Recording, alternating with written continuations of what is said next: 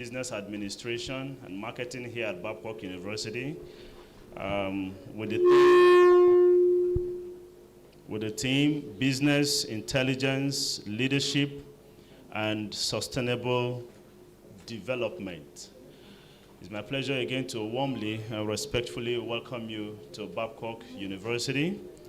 And I'm sure for some of you, it is either your second or your third missionary journey, because I see lots of known faces here in the room.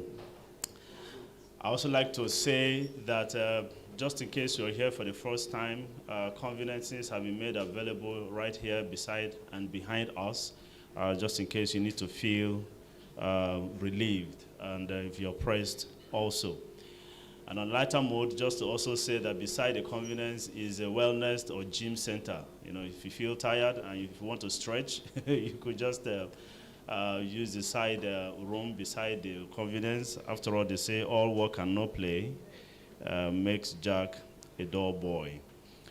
And also to say that this is an opportunity where we have to interact as academia in business and to contribute to sustainable business development, and I'm sure by extension, sustainable development in Nigeria and globally, particularly as we approach the 2030 threshold of the United Nations Sustainable Development Goal. I wonder how ready we are, to achieve that. And so once again, I'd like to welcome you and to respectfully ask that you kindly rise as we welcome our guest, the Vice Chancellor and his team, and the team, the lead speaker and other guests that have been invited to grace this occasion this morning. Ladies and gentlemen, can we respectfully be on our feet as we welcome these very important persons? It's not to say that you are not also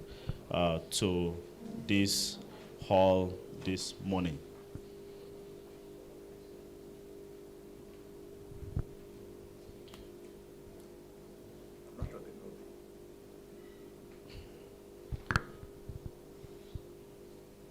So the protocol person should be able to bring them here.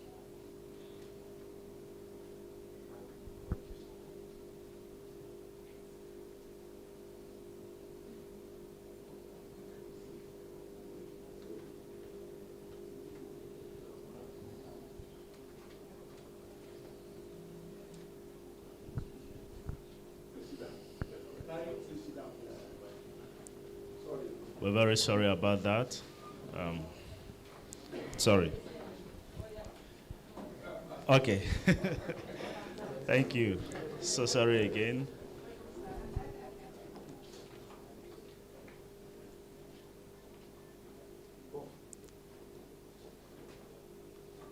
Where is Dr. Olalekan?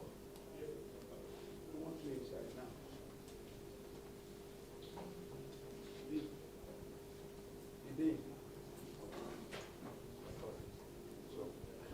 Thank you. You may kindly have your seat.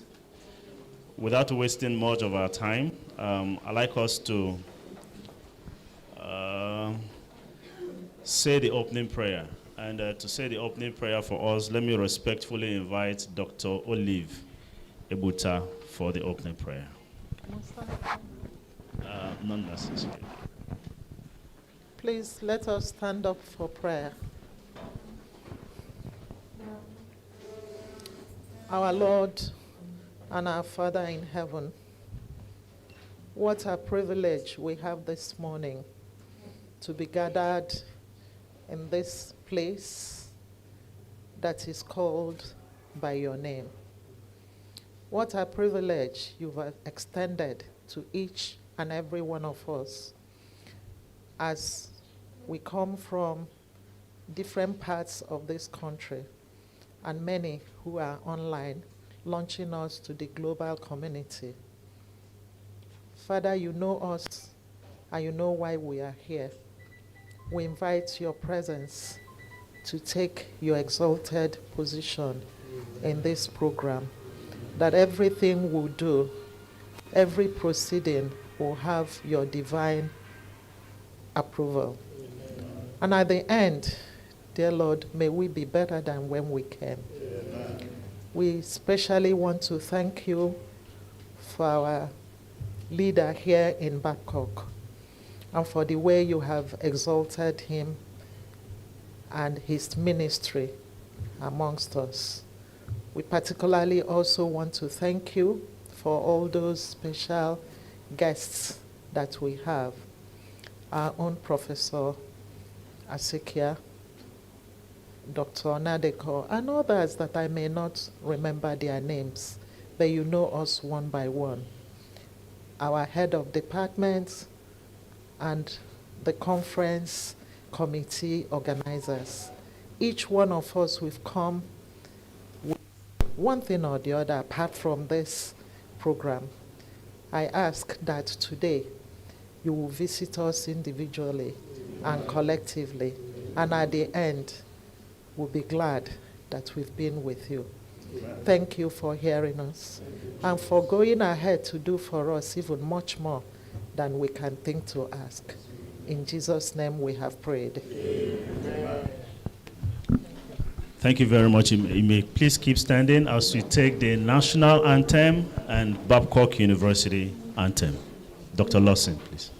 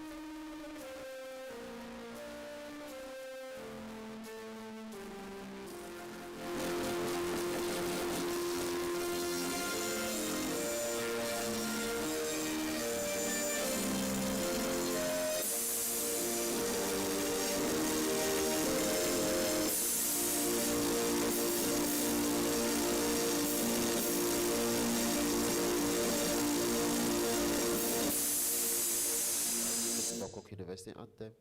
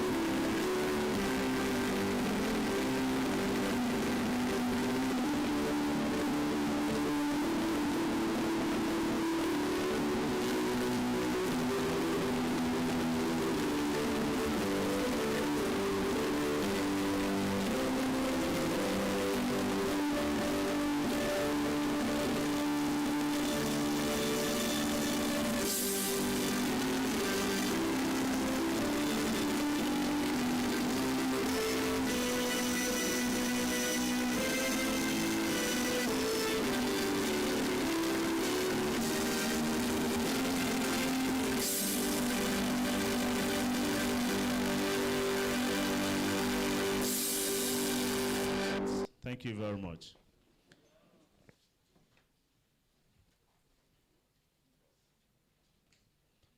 Let me quickly, once again, welcome you all to this conference and to also announce that we have very distinguished persons that have come to grace this opening ceremony and would like to give due recognition.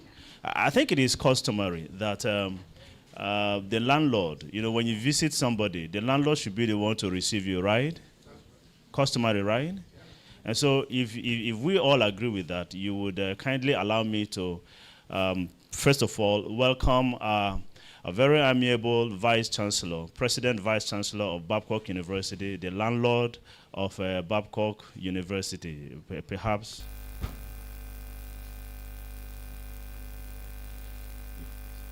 All right, so we'd like to warmly and respectfully welcome him to perhaps do some housekeeping, while he welcomes his guests. So ladies and gentlemen, brothers and sisters, join me as we welcome the President Vice Chancellor of Babcock University, Professor Ademola S. Tayo, to take his place up here. A round of applause for Professor Ademola S. Tayo.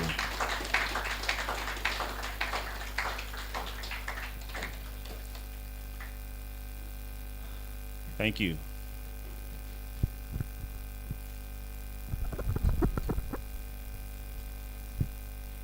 Welcome, sir. And so following from that, I would also like to welcome the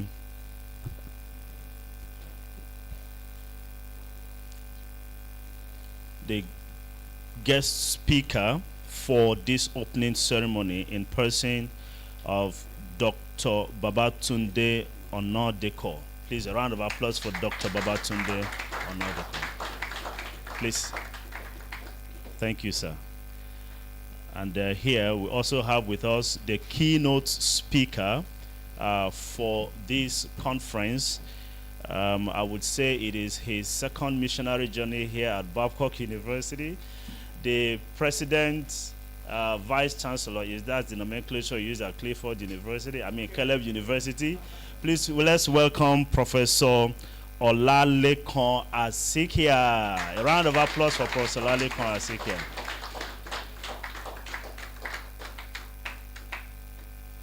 Prof, welcome. It's good to see you again.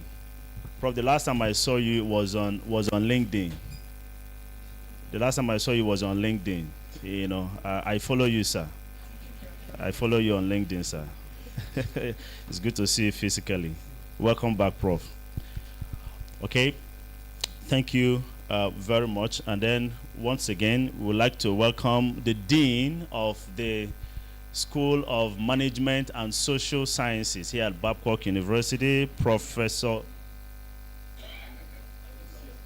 Management Sciences. Did I say Social Sciences? Okay, School of Management Sciences. Okay, forgive me. I had Social Sciences in my head. I'm from Social Sciences. Thank you. Thank you. Professor Yemisi Babalola. Please, a round of applause for Professor Yemisi Babalola. Please. Thank you, ma'am.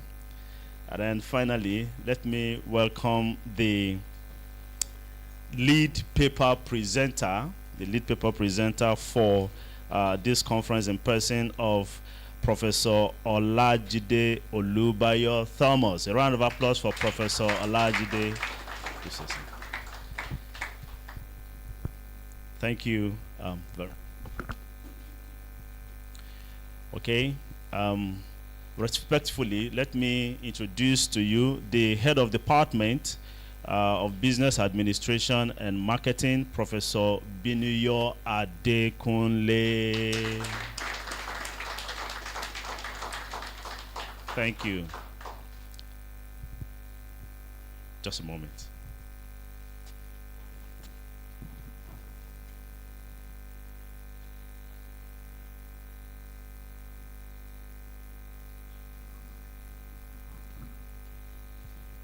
Okay, thank you. Let me respectfully and recognize the presence of Professor Rufus, forgive me, sir.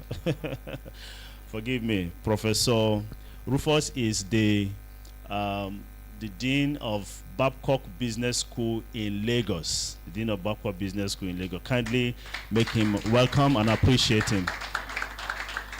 Prof, your time would not allow me to mention every other person that is here, but let me also mention the conference chair for this conference, Professor Adefulu Adesoga. Very distinguished, dynamic.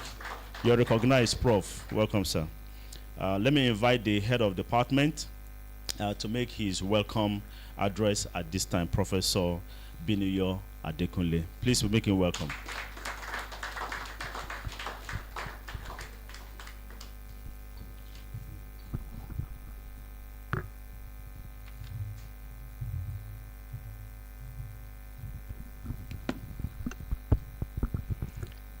The President, Vice Chancellor, Babcock University, Pastor Professor Ademola Estayo, the management of Babcock University, our esteemed keynote speaker, lead paper presenter, and guest speaker, Professor Olalekan Asikhia, and Dr. Babatunde Onodeko, as well as Professor Olubayo, distinguished attendees at this conference, both on site and the teaming attendees online.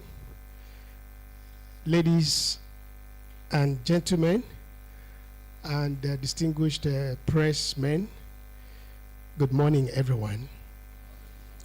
It is indeed my great honor and privilege to welcome you all to this occasion of the 4th International Conference on Business Development and Sustainability of the Department of Business Administration and Marketing. I want to appreciate the distinguished colleagues from other universities around, both in Nigeria and abroad, that Dr. Babatunde Akinlabi, plus Dr. was Fidelis, and maybe other colleagues also outside of the country, as well as participants from other universities in Nigeria. I'm aware that we have participants from National Open University, Augustine University, Adeleke University. Help me if I have not mentioned your university. Olabisi Onabanjo University, Lagos State, Clifford University. Indeed. Thank you, sir. Federal University of Agriculture, Lagos State University, LASU.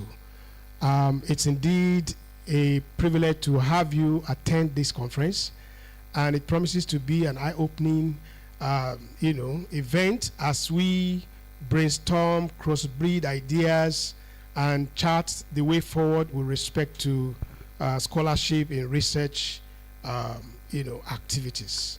So I want to say I wish all of us the very best as we come together. It is going to be a very fruitful and productive session, and at the end of the day, may we all have reasons to glorify God for coming here, and then have journey mercies as we return to our respective destinations. Thank you so very much, and God bless.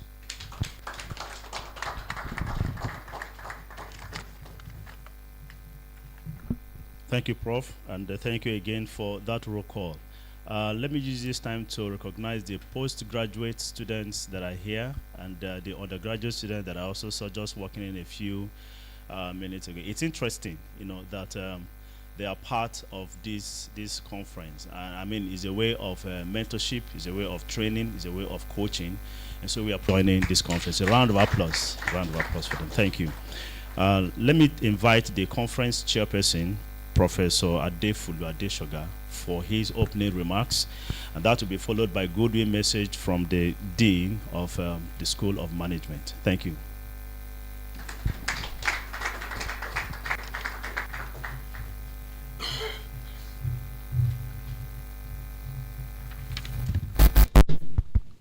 Well, good morning, everyone. The President, Vice Chancellor, sir, and all invited guest speakers, the lead paper presenter, keynote speakers, and then our guest speakers. I want to stand on the existing protocol so as to save time. When we were thinking about the conference and thinking about the conference, we thought of not just being totally academics, and we said we will need to bring the town and the gang together. Most of the conferences, you hear of keynotes, lead paper. But we said, well, we need to blend with the industry. And so we have a guest speaker right from the industry. While we are having the much of brouhaha in the academics, then he brings in the side of the industry to complement so that we have a full dose of knowledge. Now, that's one side. Now, thinking also about the conference, we also imagine that despite the various challenges like poor infrastructure, corruption, and environmental degradation, how do we ensure business stability? It's a concern for us. And then thinking further, we think of a topic that is modern, relevant, and contemporary. And to that extent, we were able to bring these three powerful concepts that are mutually reinforcing each other in the modern management system. And those three concepts, they are business intelligence, leadership, and sustainable business development. The three concepts, they form what we call the strategic triangle. How do we help organizations further to achieve value, not only for the stakeholders? If you dwell on the stakeholders' achievement of value, then you drive your organization with traditional business development approach. And to that extent, we want to extend the frontier so as to make sure that as we contemporary day managers, for us to be able to successful, our focus must also be on the society and as well on the environment. And of course, that is the song all over now. Everybody talk about ESG, environmental, social, and governance. And that is the direction we are going. Now, we also found out that companies, they want sustainable competitive advantage. Even government, they talk about what? Sustainable development goals. And we also realize the fact that there is no organization that will be able to achieve sustainable business development without a leader that will use BI, which is business intelligence, for long-term what? For long-term growth. So therefore, the BI will enable the leaders to make sustainability-driven decisions using data to support decision on resource allocation and as well as waste reduction. So if we are able to marry the two, both BI and leadership, then it will strengthen a long-term sustainability. I want to assure you, while at this conference, we also intend to make an overall impact so that everyone that will be living here, you'll be well informed by the respective speakers. You are also going to have a different approach to how to improve productivity and efficiency. You are also going to be impacted with better stakeholders' trust. so also we expect that at the end, and as we rub minds together, we are going to achieve a triple bottom line system for our respective endeavor. We are also going to be able to increase innovation in all ramifications. And when I say that, across process, across product, across innovation, and all the like, there shall be competitive advantage as we make use of the knowledge that we deposited in us. And there shall also be improved attitude to business conduct in everyday life. So I want to encourage us, let us all be attentive and network with each other and take the best of this conference. Before I close, I want to say that for information's sake, we are all here now, and as the LOC, there are 2 entrances, one to my right, and then one at the far end. Now, for those who will want convenience, we have the conveniences just at the far, just as you take the back door here, then it will lead you to where you have the best of rest that you imagine. So God will help us. So I want to thank you all, and I wish you all a successful conference. Thank you.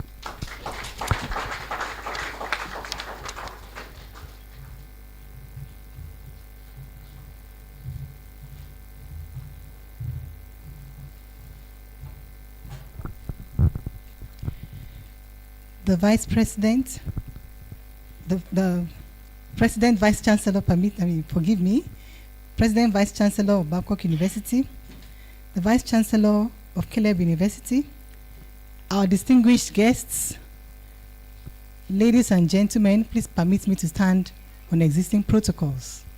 It is my greatest pleasure to be here this morning. This is the first conference the School of Management Sciences is hosting since I became the dean of the school. With the opportunity granted me by the Professor Tayos as administration, I want to thank you. And I want to thank the leadership of the Department of Business, Administration and Marketing, led by Professor Adekunle Binuyo. Thank you very much for floating this. I also want to commend the organizers of this conference for pulling together scholars from various parts of the country. I want to warmly welcome all of you, and I believe you're going to have a nice time enjoying, the Babcock University environment and having the opportunity to share and to learn from one another. I pray that the Lord blesses your stay, and that by the time the sessions are over, by Friday, and everybody is away, I pray that you go with the blessings of God. You're welcome. God bless you.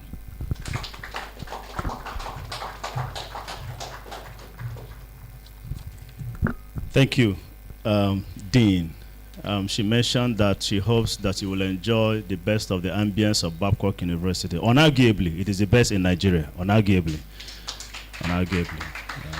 You can decide to write a paper to challenge that, but unarguably it is. Thank you so much, and we hope that you're already doing that.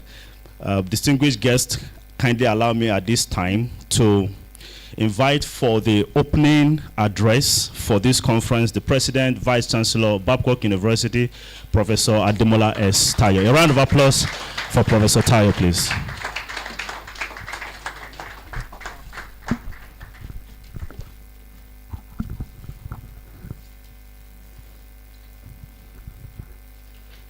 The keynote guest speaker, Professor Olalekan Asikhia, our own Prof, the Vice Chancellor of Caleb University, the lead paper presenter, Professor Olajide Olubayo Thomas of Lagos State University, the guest speaker, our own Dr. Babatunde Onadeko,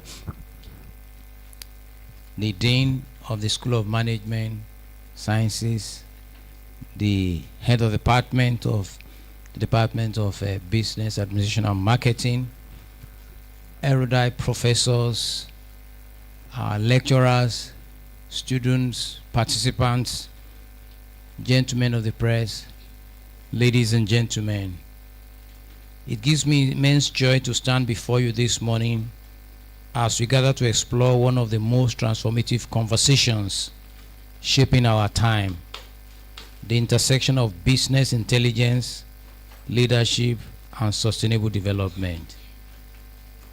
The theme so chosen, business intelligence, leadership, sustainable business development, is not only timely, but very strategic. We are convening in a world characterized by complexity, volatility, and accelerated change, where the boundaries between technology, ethics, and sustainability are rapidly blurring. Globally, the business intelligence market continues to expand dramatically. Current reports estimate its value at over $35 billion in 2025, with projections to exceed $50 billion by 2034, driven by adoption of artificial intelligence, cloud analytics, and predictive modeling. Organizations leveraging business intelligence tools are now 23 times more likely to acquire new customers and 5 times more likely to make faster data-informed decisions than their competitors. The importance of leadership in harnessing these technological tools cannot be overstated. Ladies and gentlemen, as Harvard Business Publishing, the most successful leaders of this decade are those who exhibit adaptive intelligence, strategic foresight, and ethical resilience. Sustainable leadership, according to the World Business Council for Sustainable Development, integrates environmental, social, and governance priorities into the art of business strategy, transforming challenges such as climate risk and digital disruption into opportunities for innovation and long-term value creation. Ladies and gentlemen, meanwhile, sustainability has moved from the periphery of business practice to its very core. In 2025, ERM Sustainability Trends Report predicts that the global green technology and sustainability market will rise from $25.5 billion in 2025 to nearly $74 billion by 2030, at a compound annual growth rate of 23.7%. I wish to say that businesses that prioritize sustainability now outperform peers in productivity, innovation, and market trust. Now let's bring this home. But why is this theme particularly relevant to us in Nigeria and Africa? The answer lies in our unfolding transformation. It's interesting to know that Nigeria's digital economy has been expanding rapidly, with its digital transformation market valued at $9.61 billion in 2024 and projected to reach $22.82 billion by 2029. Similarly, the artificial intelligence market in Nigeria, worth $1.5 billion in 2024, and is forecast to rise to $4.64 billion by 2030. Over 90% of Nigerian businesses already acknowledge the strategic importance of AI, although, and sadly, only about 37% feel fully prepared to implement AI. Yet the real question is how effectively we are translating this awareness into competitive advantage. According to the Guardian of 2024, only 27% of Nigerian companies have fully implemented business intelligence systems. This is concerning because SMEs, which constitute about 96% of Nigerian businesses and contribute over 50% of Nigerians' GDP, often lack access to reliable data, analytics infrastructure, and skilled personnel. However, companies that successfully deploy BI tools report decision-making speed 40% 25% faster and forecasting accuracy 25% higher than before. Ladies and gentlemen, I wish to say that the sub-teams for this conference is not only relevant but very, very contemporary. I saw big data analytics, artificial intelligence, data governance, ethics, green business model, transformation leadership, public-private partnership, leadership competencies for sustainable innovation. Together, these sub-teams provide a roadmap for navigating today's business environment, one that is digital, data-driven, and yet deeply human. Ladies and gentlemen, I wish to say that in Nigeria, the World Bank ease of doing business reforms have helped streamline operations, yet challenges in regulatory consistency, digital infrastructure, and governance remain. Business intelligence can be a powerful equalizer, offering transparency, risk assessment, and predictive insight that reduce inefficiencies and improve competitiveness. But technology without leadership is aimless. So also sustainable progress depends on leaders who, in the words of LNGY, are as true to duty as needle to the pole. Men and women who will stand for the right though the heavens fall. Such leadership is what Africa needs today. Ethical, visionary, and guided by divine wisdom. Ladies and gentlemen, I wish to say that at Babcock University, our mission had always been to blend faith, intellect, and service. This conference reflects that ethos, uniting scholars and practitioners to share ideas that balance profit with purpose, intelligence with integrity, and progress with sustainability.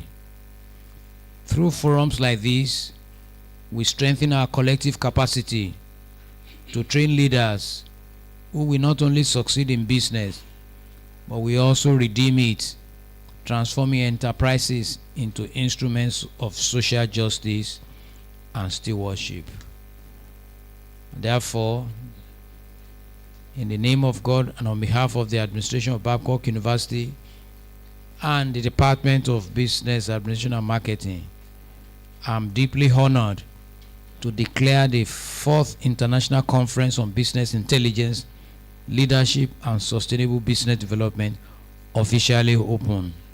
May every presentation deepen our insight, every discussion inspire collaboration, every participant leave with renewed conviction to build enterprises that are not only smart and profitable, but also ethical, resilient, and sustainable. Thank you, and God bless you all.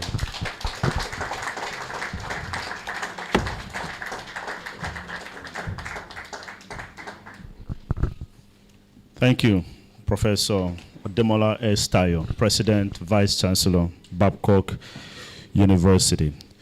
We'll now take the presentation of the keynote speaker, but while he's preparing to come up, may I respectfully invite Dr. Titilayo Owolakan, who is the College Secretary of the College of Postgraduate Studies here at Babcock University, to please read the citation of Professor Olalekan Asikhia. A round of applause for Dr. Titilayo Owolakan and Professor Asikhia.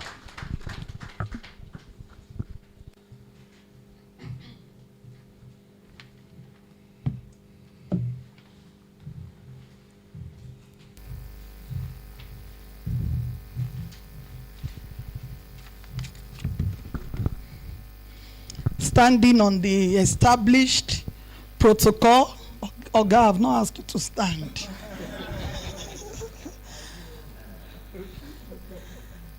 I'm delighted to be here today and to be the one to take the citation of my brother, my supervisor, a man of integrity, and a man of God. So, without humility, sir, I ask the presenter, the keynote speaker, to please rise and remain standing while I take the citation. Professor Olalekan Asikhia is a distinguished scholar, administrator, and thought leader in the fields of business management, entrepreneurship, social policy, research. With a career spanning over 3 decades, he has dedicated his life to advancing academia, research, and institutional development, emerging as a pivotal figure in shaping entrepreneurial education and research ecosystems in Africa. His academic journey is marked by excellence. He earned a bachelor's degree in biochemistry. I'm just saying that for the first time. Biostatistics from the University of Benin, followed by postgraduate diplomas in economics and marketing from the University of Lagos and the Nigerian Institute of Journalism, respectively. He later obtained an MBA from Ogun State University, a master's in international economics from the University of Lagos, and 2 doctoral degrees, a PhD in management, entrepreneurial management from the University of KwaZulu-Natal, South Africa, and a Doctor of Business Leadership, Strategic and Marketing from the University of South Africa. Professor Asikhia's professional trajectory reflects a blend of academia, research, and industry impacts. He began this career as a research fellow and management consultant at the Institution of Industrial Managers, Lagos, where he designed training programs for organizations, covering Nigeria and Lagos State's public services. Transitioning to academia, he lectured at Ogun State University and Covenant University, rising to the position of senior lecturer at Babcock University. He served as a professor, supervising and graduating 95 doctoral students, in which I am one of them, consulting for multinational like Shell Petroleum, and boosting institutional visibility through high-impact research. In 2021, Professor Olalekan Asikhia joined Caleb University as Deputy Vice Chancellor, Innovation, Strategy, and Administration, a role that epitomizes his leadership acumen. Here, he spearheaded the 2022-2026 strategic plan, elevating institutional productivity by 32% and brand visibility by 57%. Under his guidance, Caleb University's national ranking soared from 68 to 18. Please, let's give him a round of applause. He revitalized research culture by establishing ethics committee, securing grants, and publishing findings in high-impact Scopus Index journals. His initiatives, such as the employability session with industry, that's 1.4 million Naira grants from the University of 0.4 million Naira grants from the University of South Africa of banking and Babcock business and Babcock scholars in strategic partnerships. Carolina University, US, University of KwaZulu Natal, South Africa, and Kenyatta University, Kenya, amplified Caleb University's global footprint.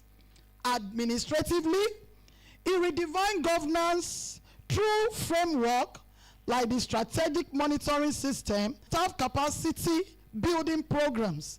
Its efforts in ethical research compliance led to Caleb University registration with the National Health Research Ethics Committee. He also championed community-driven initiatives such as the Symposium and Entrepreneurship Exhibition, fostering youth innovation. Recognized among Nigeria's top 1% researchers in business administration by the AD Scientific Index. Top second in Africa. Let's be clapping, please. Top 14% in the world. Let's continue to clap. Professor Asikhia's work transcends academia. He believes in the transformative power of education to drive societal change, often stating entrepreneurship is not just a skill, it's a mindset for sustainable development. His legacy lies in nurturing future leaders. Yes, I concur with this. Advancing research and positioning institutions as hubs of excellence. Let's clap for him, please. As a devoted Christian and film evangelist, he integrates spiritual values into leadership, evidence in initiatives like the Caleb University Discipleship Program. Through relentless innovation, ethical rigor, and a passion for mentorship, Professor Olalekan Asikhia continues to redefine the boundaries of academic and entrepreneurial excellence in Africa and beyond. He has produced and impacted the world with over 100 Christian films. He is married. Thank you. He is married to Professor Olubusayo Asikhia of Lagos State University of Education, with 2 children, Dr. Priscilla and Isheoluwa Asikhia, and many spiritual children. He currently serves as the Vice Chancellor of Caleb University, Lagos State, Nigeria. Ladies and gentlemen, I present to you distinguished, admirable, the man that is worthy to take this position, the keynote speaker of this hour. Please let's rise as we applaud him the more. Please let's put our hands together for him. Thank you, sir. Thank you very much. We can have a seat. My Vice Chancellor. My Vice Chancellor, sir. I just wish all of you will be here December 4th, 2025. I'm going to celebrate my Vice Chancellor. You know, he's a father. He's an academic father. Okay? And I wasn't surprised that the Lord has given him another assignment. Someone who has God's heart can never be neglected. Quote me anywhere. Celebrate him for me, please.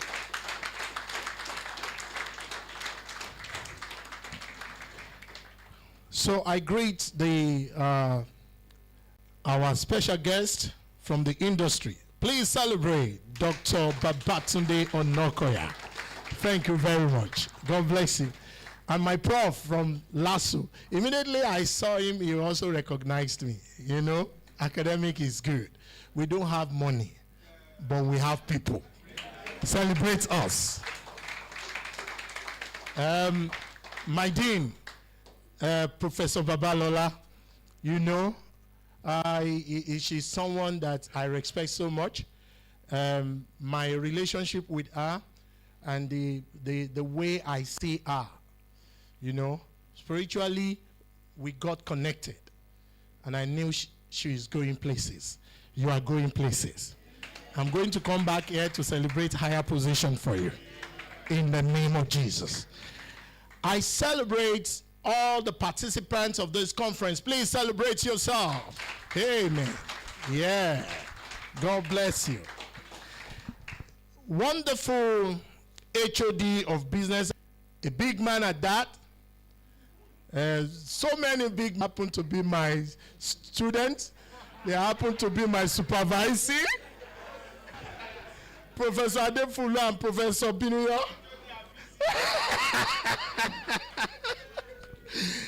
They are wonderful people. Please celebrate these two gentlemen. And of course, Professor Kabwa is also there. I also supervised her. Professor Asikhia is there. I supervised him. Professor Akpa is there. You know, 95. I'm a father of so many people. All to the glory of God. I see it as a great honor that you have invited me to present a paper on business intelligence, leadership, and sustainable business development. I'm going to be very quick with it. I thought they were going to project it. I sent the slides already. So, good, very well. Let me just speak to the slides so that it will be engaging, okay? I don't even need to be here. I can go down. Let me go down. You know, once a teacher is forever a teacher. Thank you. Thank you. Just make sure that you move the slide as quickly as I want you to move it. Now, because this is Jermaine. I just returned from Cambridge in UK just 2 days ago. And I went there because the council of the university felt I should go and learn about creating high performance team. Okay? And when I applied for the program to be part of it, the professor, the coordinator of the program said, I didn't know what he did. Maybe he went online and checked me and found out I'm top less than 1% in Africa, top 14.5% in the world. Then, because they refused to send invoice to me, and if they don't send the invoice, I can't pay. If I didn't pay, I won't be allowed to attend the program. So I had to write a letter. I said, what is happening? You didn't send invoice to me. He said, well, we don't think you need it. Where inflation and so many things has ravaged the world of business, and we business graduates, we must wake up to it. But the truth of the matter is, you can't do it alone without identifying with the industry and finding out what are the problems of the industry for you to solve. Number one is the fact of this digital age that we are in. How are we making use of it?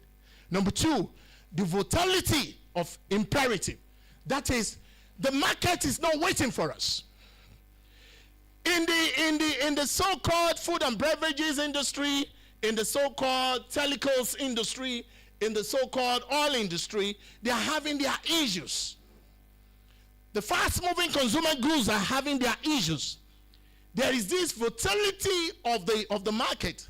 The market is changing at a state, at a moment, with a speed that they cannot comprehend.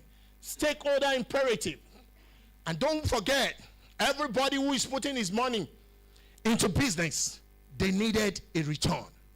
And so they are piling pressure on the CEOs. Recently, you know, I just recognized that as the Vice Chancellor, you are a CEO of a sort. So as a CEO of a sort, I looked at the environment of Caleb. And I found out that everybody squeezes his face. Everybody is looking too serious. and they are not really moving things forward. So I discovered that they are simply unhappy. And I had to talk to council, talk to the visitor of the university and say, we need to do something. We need to increase the salary. The salary that we are salary scale of 2021, of 2011. And I said, look, federal government just brought out 2024, July. I said, that's what we want. And by the time they check, they said that will mean we have to increase salary by 48.6%. So the council, the visitor said, how would you defend that? How would you tell me that I'm going to have an enrollment that will swallow this increase? Wow. Wow. It was then I realized that the seat of the CEO is a very hot seat. You know? So I said, sir, we will make it. He said, no, it is not about we will make it. Let's sit down. He said, so go bring for me 5,950 new students across programs, and I will give you new salary. Wow. That's transactional leadership, isn't it? Transactional. I'll pay new salary, but you give me new enrollments. Wow. At times it's better to face a council than face a one man. Truly, truly, truly, truly, truly. Because when you face a council and you can speak good English, and you have your point, you articulate your point, you will have sympathy among those that are seated. But when you are talking to a man,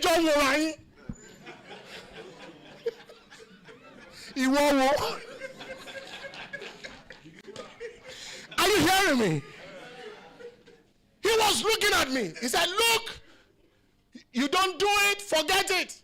And I'd already told the congregation, we are increasing salary. You see my problem? And because I want the congregation to accept me as a new VC, to be happy. Do you know the funniest thing? I taught them a new song that day. And we were dancing to a new song. The man was waiting for me. Are you hearing me?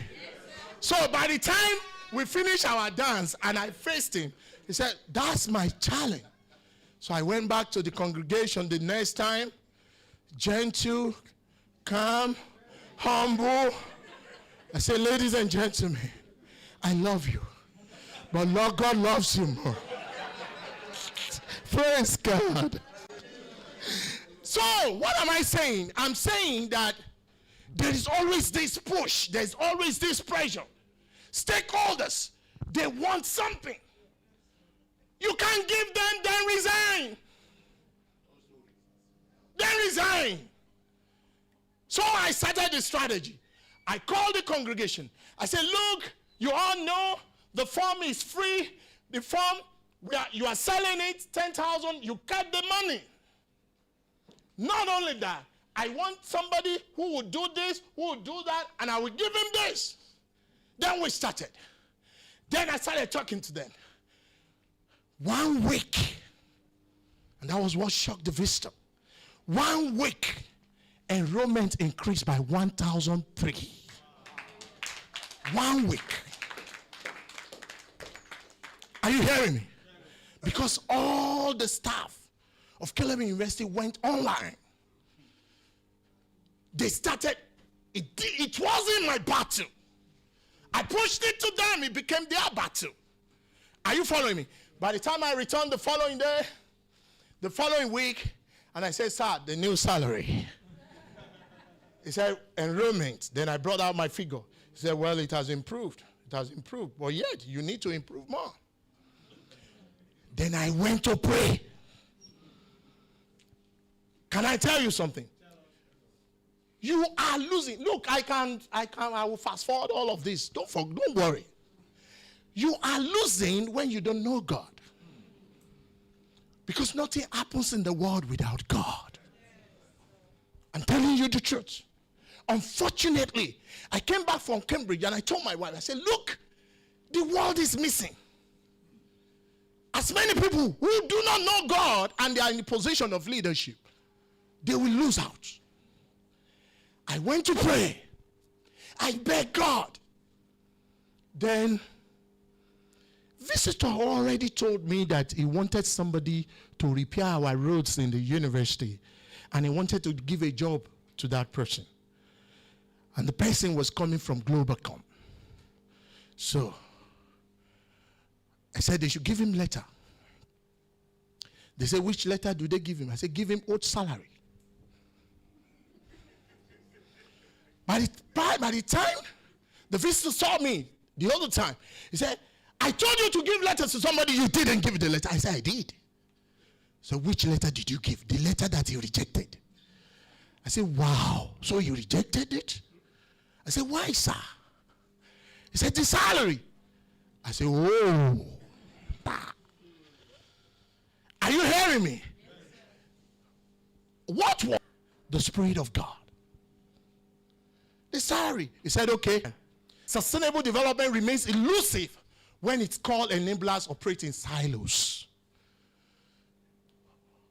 Our major problem is that we operate in silos. Everybody is in his corner. HR is in his corner. HR is in his corner. Finance, don't allow your profession to be phased out.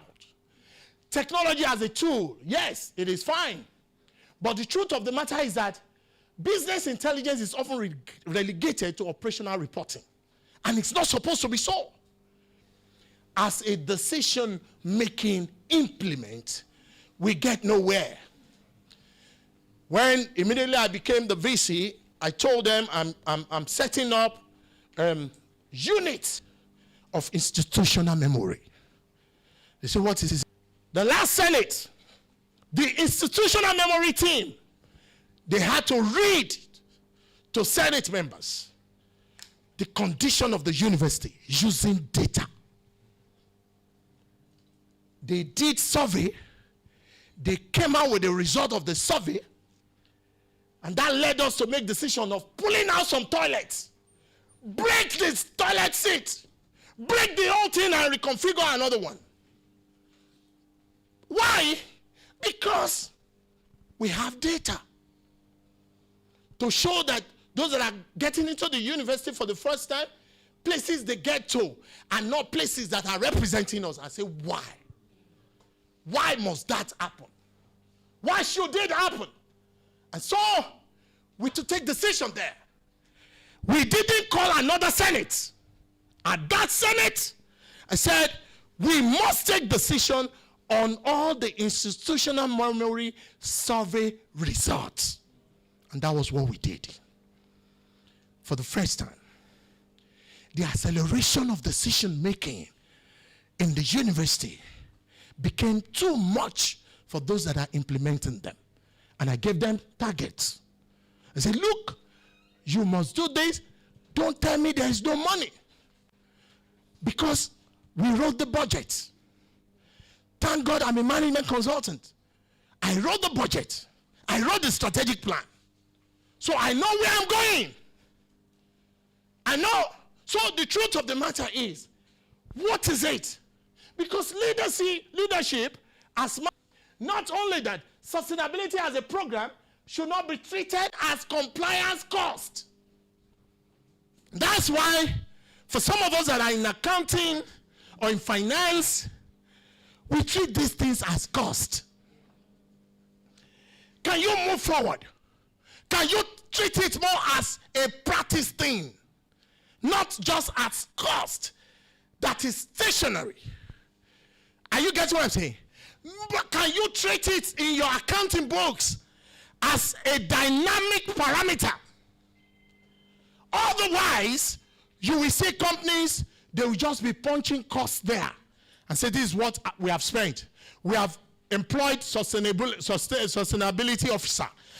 We have things that are not dynamic. They are saying they are practicing sustainability. You can't feel it. You must be able to feel, and that, thank God that universities are now being assessed based on sustainability. We need to do something. We need to note that it must not be treated as a compliance cost, not, because it's a core driver of innovation. Then the result, fragmented effort, untapped potentials, and inability to be systemic and long-term resilience. These are the issues. Go to the next slide very quickly. Now, what is my proposal? And that's where I'm going to stop. Time. I'm looking at my time so that we can move faster. Now, introducing an integrated framework is the thing. What's my proposed solution? My proposed solution is on this synergistic trident. So when our the chairman of the conference was talking about triangle, this is it. Okay? Because all of those variables, okay, they need to interact together. And the way they interact and the level at which they will be interacting depends on you. Depends on the coordinating forces. Are you getting what I'm saying? So, what do we have? We have a business intelligence that can enable infrastructure, foundational layer of data, analytics, AI that provides what is. What do I mean by that? It must be able to answer questions. How do you generate data that are not answering questions? Are you getting what I'm saying? It is no longer a time for you to sit in your room to fabricate 3 titles and go and give it to your supervisor. And your supervisor will do money. Now, let me tell you something. You will solve no problem. Am I making sense to you? You will solve no problem. You will solve a great deal of problem when it is about the industry. Can I tell you? I expect by now that beside me will not graduate a doctoral student until he's able to present why one of those companies that he used are part of the panel of examiners.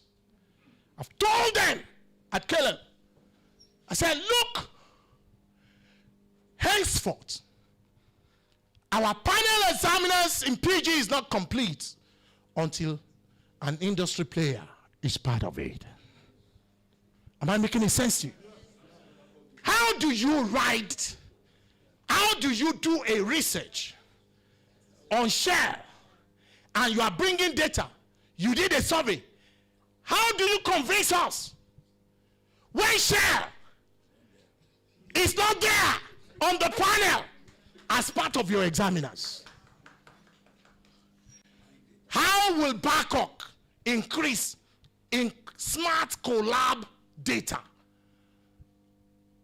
If not that, and when you want to publish such research, you are putting your name, you are putting your supervisor's name, you are putting the person who was part of the data collection at share his name. Are you getting what I'm saying? And the 3 of you, you are on that article. Babcock University will not struggle to have scores on smart collaboration. Why?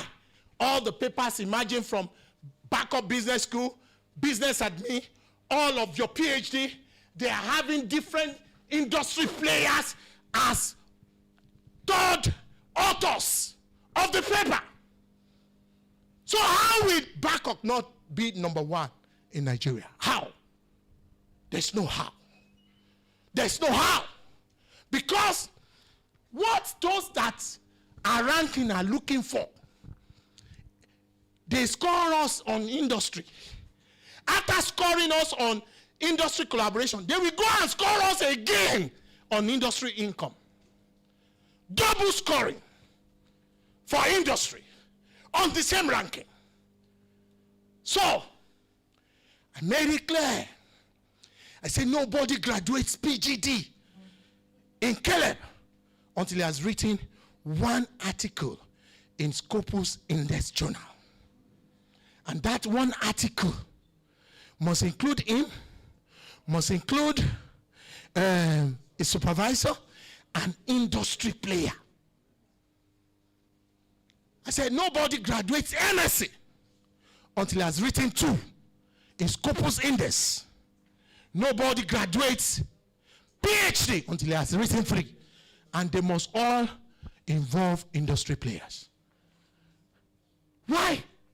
Look, there is something that is already changing the way university should be run. And if you don't change with it, you will be good. You will have infrastructure. You will be beautiful to look at. But you are not number 1 in ranking. Are you hearing me? And the bulk of the responsibility will come to you as researchers, because you have come from different universities. So when your university is pulling you and say, write this, publish this, don't say they hate you. Don't go and be praying, because they have also prayed. That you should understand. Are you hearing me? Now, so what is the next thing? Leadership, interpretive catalytic force, which means, thank you, which means that leadership no more. It's no more a sitting, you are not supposed to be a sitting leader.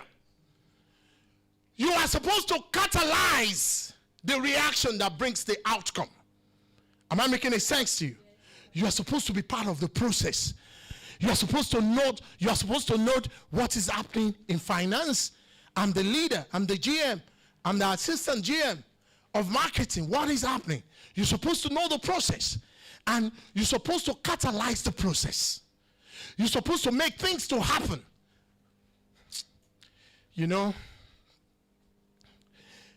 there's what they call missing results. I met it as a story in Caleb University. All my years here, I didn't hear much of missing results. So when I got there and they are saying missing results, I said, Kilenso. Share, wow, all right. What is missing result? They say result that student did exam, and when they did exam and the score, they couldn't get the score because he didn't register on time. And it was late registration. So the score won't appear on portal. I said, where is the score? They say it will be with the lecturer in charge. I said, where is the lecturer? They say it's in Caleb. Then why are you telling students that their results are missing? They say before they present that result to department, to faculty, before it gets to business committee on Senate, and before it comes to you to approve, at times it takes 2 months. I say, which university? They say in this university. I say, cancel today. I say, the moment you are the lecturer that have taught the course, you couldn't find the name of the student. Keep it. Let these systems allow us to keep it somewhere at the back end. Immediately the student pay, let it come on. They say it still has to come to Senate for approval. I say, which approval? Which approval? Did I teach the course? Is it not what the lecturer that taught the course eventually said that we will affirm? So why are we wasting our time? I said, from today, no more missing results. So immediately parents came, they said, thank you for canceling missing results. Now finally, so leadership must be, you must be able to interpret what is happening, interpret process. Are you getting what I'm saying? And when you interpret the process, look for the loophole. And that was what I did in terms of the missing result. And the moment you get the loophole, block it. Look, it is traditional issues, historical thing that is making people to say, we can't block it. You know, this is not the way we have been doing it. Which way have you been doing it that is not making the university to move forward? Which way? Are you following me? Interpret your process and redefine your process and try to be the catalyst that will make it move forward. Finally, Sustainable business development, the outcome and the feedback loop, tangible results that generate the what? The weight what effect. Can I tell you? You cannot talk about the fact that you have great business intelligence, you have great leadership, without talking about outcome. And the outcome we want now is not just profit.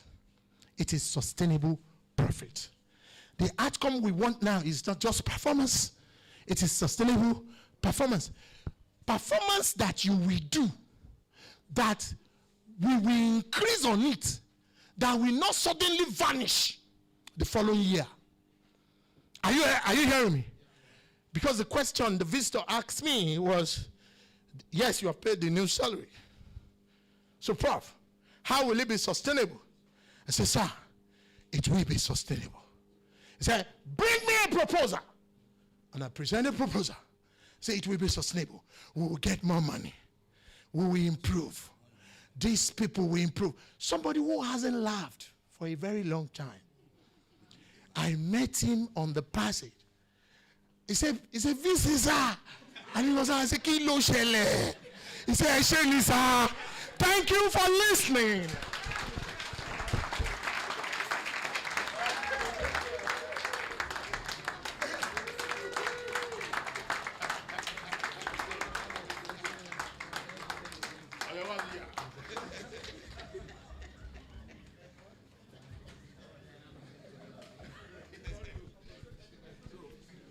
Thank you.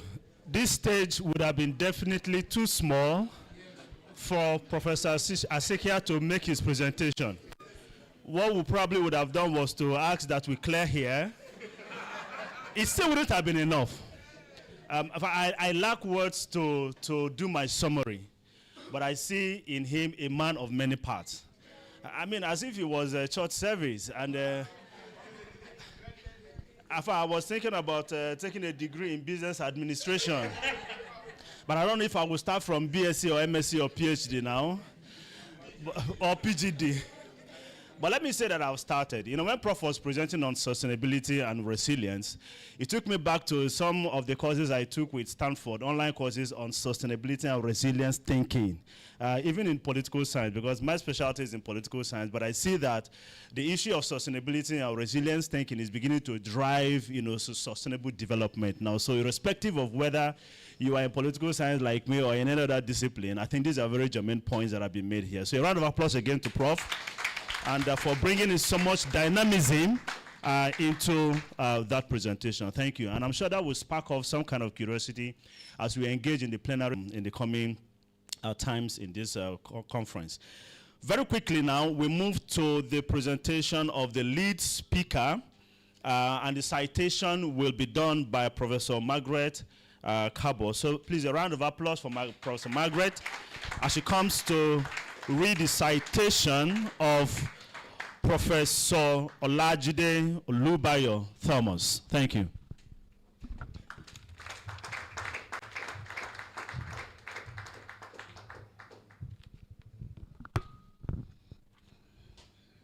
Good afternoon. When it was Professor Asikhia's citation, my able friend there said she would have been the happiest person to have done that since she was supervised by him. But sir, you didn't supervise me, but I'm going to do your citation in a way that it will be lovely. Welcome. Can you please stand up while we take your citation, sir? Okay. Citation of Olubayo Thomas. Professor Olajide Olubayo Thomas is a distinguished Nigerian academic and researcher in the field of management science. He currently serves as professor in the Department of Business Administration at Lagos State University, LASU, Ojo, Nigeria. In addition to his professional duties, he holds the key administrative position of head of the Department of Business Administration at LASU academic career and education. Professor Thomas has a strong academic foundation in business administration. His educational qualifications include a PhD in business administration. He earned his doctorate from Obafemi Awolowo University, OAU, Ile-Ife, in 2012. MPhil in business administration in 2008 from Obafemi Awolowo University, OAU. MSc in economics in 1988 from University of Lagos, and a BSc in economics from University of Lagos in 1984. His career has been centered at Lagos State University, where he has risen through the academic ranks to become a full professor. He is actively involved in teaching and supervising both undergraduate and postgraduate students. He is a member of several professional bodies, such as Environmental and Behavioral Association of Nigeria, EBAN, Associate Member, Institute of Public Administration, and Associate Member, Institute of Management. Professor Olajide is a member and had held different administrative positions in the university, such as March 2018 to date, a member, Faculty of Management Sciences, Research Committee, Lagos State University. August 2018 to date, Acting Head of Department, Business Administration, Lagos State University. March 2018 to date, member, Open and Distant Learning Research Institute, Lagos State University. Can we give him a round of applause? August 2018 to date, member, University Senate, Lagos State University. October 2016 to date, member, Faculty of Management Sciences, PG Board of Studies, Lagos State University. August 2015 till date, member, Advisory Commission on compilation of achievements of former students, Lagos State University. August 2014 to August 2018, MSc Program Coordinator, Department of Business Administration. August 2009 to August 2011, Head, Business Administration, Department of Business Administration, Lagos State University. June 2004 to July 2005, Result Officer, Department of Business Administration, Lagos State University. June 2004 to July 2008, Program Officer, BSc Degree Program, Part-Time Students, Department of Business Administration, Lagos State University. Okay, this Lagos State University, they like you so much and you like them. Congratulations, sir. July 2001 to July 2009, Level Advisor, Department of Business Administration, Lagos State University. October 2001 to date, member, Faculty of Management Sciences, Board of Studies, Lagos State University. Research focus and expertise. Professor Thomas is a profile researcher with a focus on contemporary management issues. His primary areas of research expertise include general management, organizational behavior, human resource management, entrepreneurship, including hybrid entrepreneurship, green management practices, and their effect on organizational performance. His work often explores the practical application of those concepts within the Nigerian context, particularly in the manufacturing, service, and food and beverage industries. His publications, as noted previously, are frequently cited by peers in the field. Thank you, sir. Congratulations.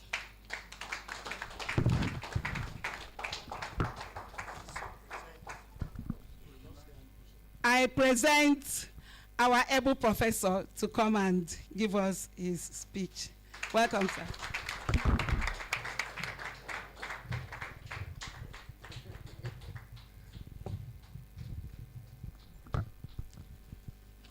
Good afternoon, the President and the Vice Chancellor. Good afternoon, my Oga, Professor Asikhia. Good afternoon. Been a leader we have been learning from, and through him all over the time. I've known him for more than a decade now, and he has been there. When we talk of business intelligence, leadership, and sustainable development, the first issue is why this thing? He has dealt much on it, but I want to summarize the need for business intelligence, leadership, and sustainable development. And that is, the world is going dynamic. The world is becoming more complex, and we cannot continue to get a better result using the old or existing system. And that is why the need for business intelligence, leadership, and sustainable development. Things have changed over time. And when things have changed, everybody that wants to get a better result have to get things done in a better way. And that is the essence of this lecture. But in my own case, I want to let us start from somewhere. What is sustainable development? When we look at sustainable development, it's meeting the needs of the present without compromising the ability of future generations to meet their own needs. That is according to United Nations 1987. And this excuse me, sustainable development framework is premised under 3 pillars: economic growth, social equity, environmental protection. What are these saying? It's telling us that while the business is making profit, there must be fairness in the society. Everybody must enjoy. And if those things are prevailing, then there will be environmental protection. That is to say, we try to bring about activity and sustainability, without which we cannot be able to improve on the existing system. So, existing system needs a change from the traditional method to the current and existing situation. Next slide, please. So, in order to have this thing drawn into our heart very well, we have to note in 2015, the United Nations called for a global call for sustainable development that was crystallized in the 17 Sustainable Development Goals. All these things are fundamental things that necessitated what we call sustainable development in corporate organizations. And what are they looking at? They are looking at how we can expand value in terms of improving the value creation in the organization through an holistic decision making. And that is what you can see here. This is the traditional way we have been doing it. But try to bring in a holistic approach to it that will involve taking care of what is going on now, what should go on in the future to bring about a sustainable development. The next slide. Then, what is business intelligence? For us to be able to get appropriate sustainable development, there must be an overhauling of information. And that is what business intelligence is all about. Business intelligence is a combination of computer systems, knowledge management, and managerial process designed for gathering data. And it's premised on these 3 major things: computer systems, where you get the tools, the technologies to collect and store necessary data, and followed by knowledge management, the system of organizing, storing, and retrieving knowledge to support decision making, which will be collaborated by the management processes. All these will give us the necessary way out for sustainable development. Next slide, please. When we talk of business intelligence implementation perspectives, they are premised on two major things: the technological perspective and the managerial perspectives. When we talk of the technological perspectives, we are talking about all those data from within and outside the organization. We are talking about how these data are being collated and bringing about the necessary information for the organization to move forward. Then the managerial perspectives concentrates on the coordination and management of processes to deliver the timely and actionable insight. All these things are what the business intelligence implementation involve. And the true power of business intelligence is realized when both perspectives are effectively integrated. You integrate the technological perspective together with the managerial perspective. Next slide, please.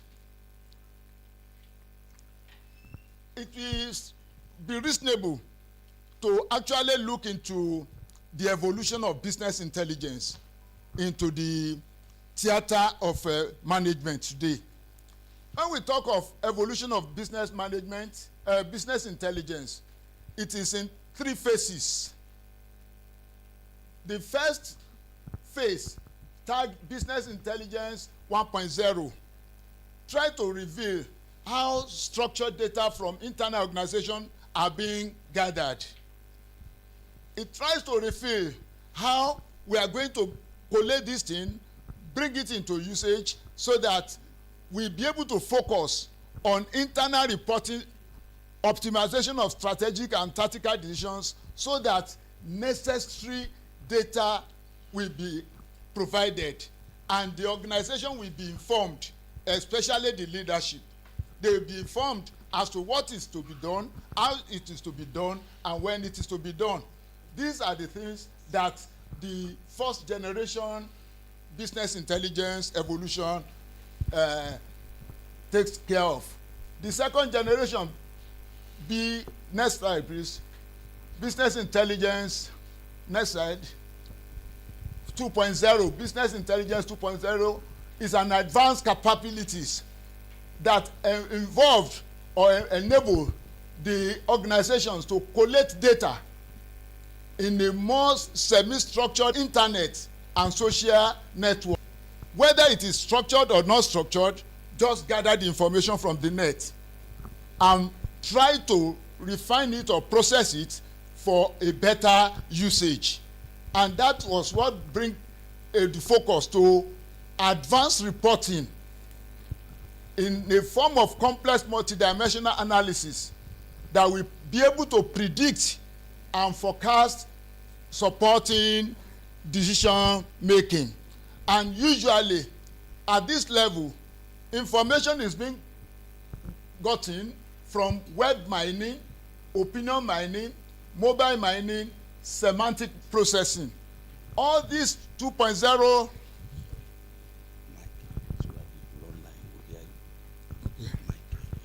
Okay. Thank you, sir. The business intelligence 2.0 generation facilitates optimizing future actions by predicting scenarios and adapting to changing environmental context. Those are the things that evolved over time. And by 1985 to date, that leads us to what we have the guide. The business intelligence 3.0 gave a more kind of advanced capabilities. Large enterprises are creating data analytic driven products, and all these things make industries to become more of a machine learning models. The move towards this 3.0 generation enables enterprises to accurately track and analyze their business operations. However, it requires a re-evaluating the way the business intelligence and analytical data is managed and delivered. Next slide, please. In order to be able to know this thing very well, how they work together, we need to look at the theories upon which these three concepts are premised. We have to discuss the leadership theories, we have to discuss the information system theories, and we have to discuss the sustainable development theories. Looking at the leadership theories, we could see that not all leadership styles try to go along the way of sustainable development. We only have two major leadership theories, according to the literature, that actually support the sustainable development goals. And one of the theories is transformational leadership.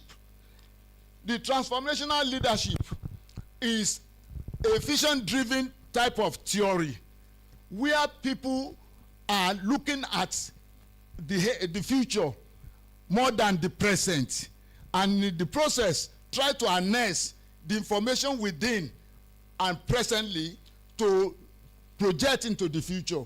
And as a result, the transformational leadership is innovation focused, so that at the end of the day, they'll be able to sustain their development.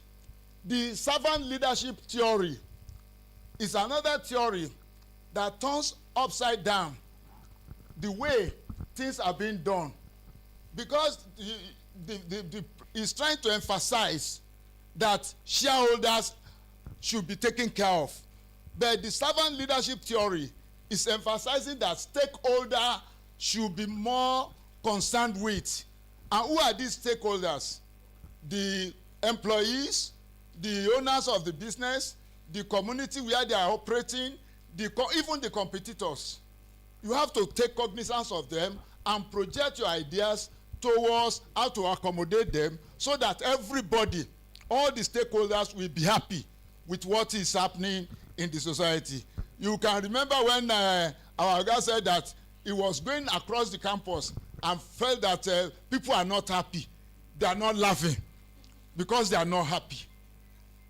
And they are part of the stakeholders. So the servant leadership theory is emphasizing stakeholder-centric perspective, that people must ensure that all those people that are connected with that organization, both the community, the society, the competitors, employees, and the shareholders, they must all benefit. And that is what is able to bring about sustainable development. We look at the theories, strategic theories supporting business intelligence, and we have the decision support system. The decision support system is a theory that has been overtaken by business intelligence.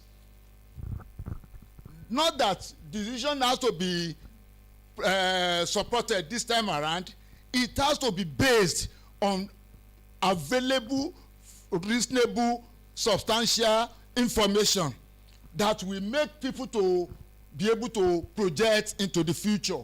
And not only that, we equally discuss the resource-based view theory. Resource-based view theory was propounded by Barney in 1991. And what was he trying to discuss?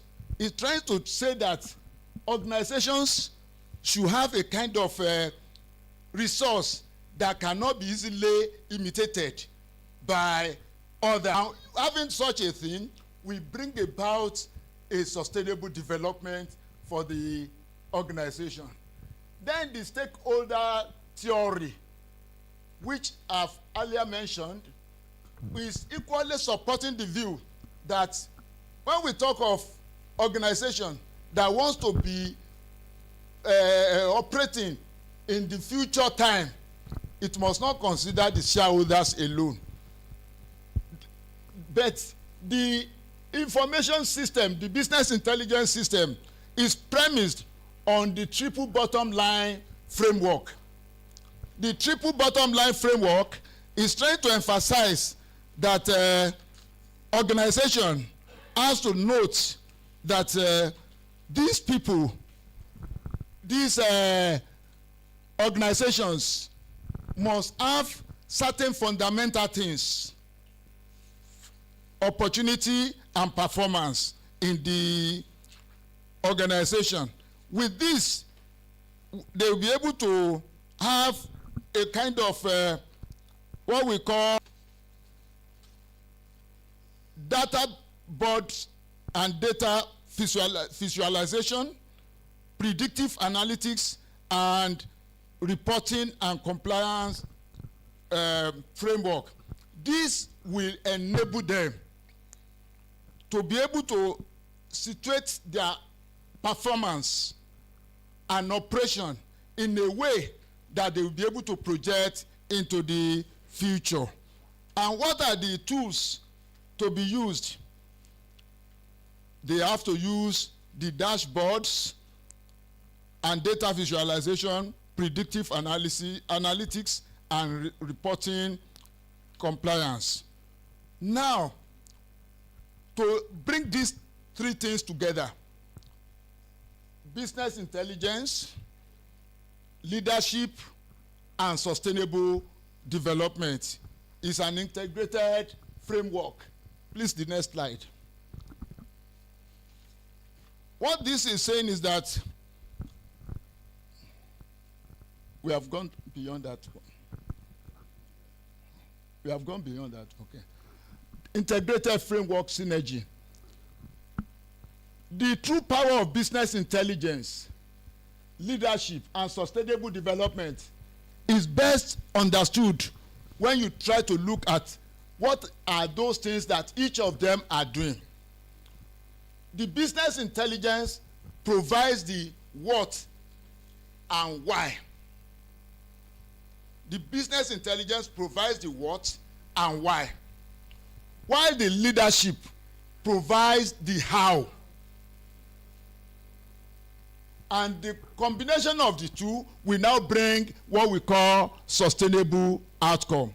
So when we talk of business intelligence, it provides the foundation, a kind of necessary data or information that we be able to, that the leaders will now use properly, and that effective leaders will now translate the information given by the business intelligence to mobilize the organization and set the strategic direction for sustainable initiatives. And by the time these two are interacting together, they bring about sustainability, leading to improved environmental situation and social and governance performance. That is how they try to link together. Then we go further. What are the theoretical foundations upon which all these things are premised? We have said that the relevant theories, for instance, the stakeholder theory. The stakeholder theory that posits that organizations should be managed for the benefit of all stakeholders, as I've said earlier on. With business information, it will help them to manage and identify the diverse stakeholders' interest. The interest of the shareholder, as an example given to us by our professor, was that the shareholder, the owner of the business, they want something that will not affect their profit. Abi? The workers, they are looking for improved salary. The society where they are looking for possible corporate social responsibility. Even the competitors, they are looking for a challenge that will make them even to benefit or improve on their status quo. All these are the things that the stakeholders are talking about. And the triple bottom line theory or framework will make the people, or the organization rather, to ensure that they combine in a proper way the financial, social, and environmental issues. They need to ensure that organization makes profit.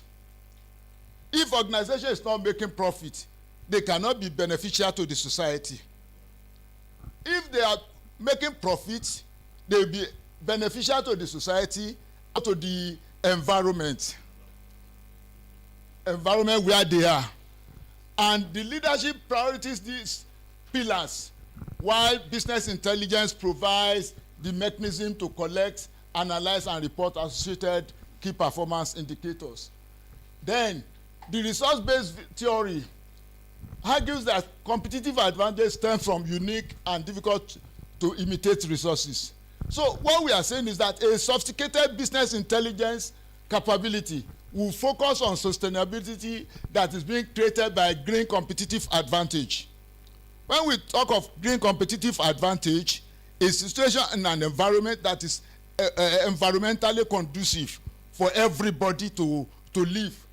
And that is what we are talking about. Let's go up. So how do we implement these challenges? Despite the fact that business intelligence, leadership brings about sustainability, there are still some challenges associated with it. One of the challenges is that issue of data quality and availability. How do we get this data? And how quality is the data? The quality of the data will determine the result of the data, of the processing that is being done. Then there is a misalignment of incentives. If sustainability goals are not explicitly integrated into performance evaluation and incentive structures, they are unlikely to be prioritized. So it's another challenge. Another challenge is lack of data-driven culture. We know the kind of society we are. The society is somehow, we are very, very receptive when they bring a questionnaire to you or whatever, and you receive it. You will not even attend to it. You just drop it on your table. You don't allow, if you give the necessary information, it will help the researcher. But the culture of not attending to that kind of information is equally affecting the kind of data that could be gotten through business intelligence. Not only that, we have the complexity of sustainability. When we talk of sustainability, it is interconnected and is changing on a frequent basis because of the rate the world is changing. Globalization is changing things in a more rapid way, that what is very good today may not be good tomorrow. And as a result, we need to overcome these hurdles in order for us to be able to have effective sustainability. Next slide. So the journey towards a sustainable future creates opportunities for organizations that can combine business intelligence with value-driven leadership. Organizations can gain competitive advantage by leveraging business intelligence to identify and capitalize on sustainability trends and opportunity. Then, data-informed leadership fosters a culture of innovation that drives sustainable solutions and creates new market opportunities in the green economy. All this will unlock the new revenue streams through sustainable products and services. It will bring a proactively address environmental, social governance risk to protect long-term value and create shared values for employees, customers, and communities. So the future of sustainable development will be shaped by those leaders who have the wisdom to listen to the data and the courage to act upon it. Next slide. What is the call for action? The journey towards a sustainable development necessitates a new paradigm of corporate leadership, one that is both data-informed and value-driven. So business intelligence will provide the critical tools to navigate sustainability complexities while effective leadership will steer the organizations towards sustainable paths. Not only that, organization must cultivate an environment where data is valued and utilized across all levels to drive sustainable innovation and growth. And that is to say that we must improve on our business intelligence tools to transform sustainability data into actionable insights. And not only that, we must apply ethical judgment to translate data insights into sustainable actions. So the future of sustainable development will be shaped by those leaders who have the wisdom to listen to the data and the courage to act upon it. Thank you very much.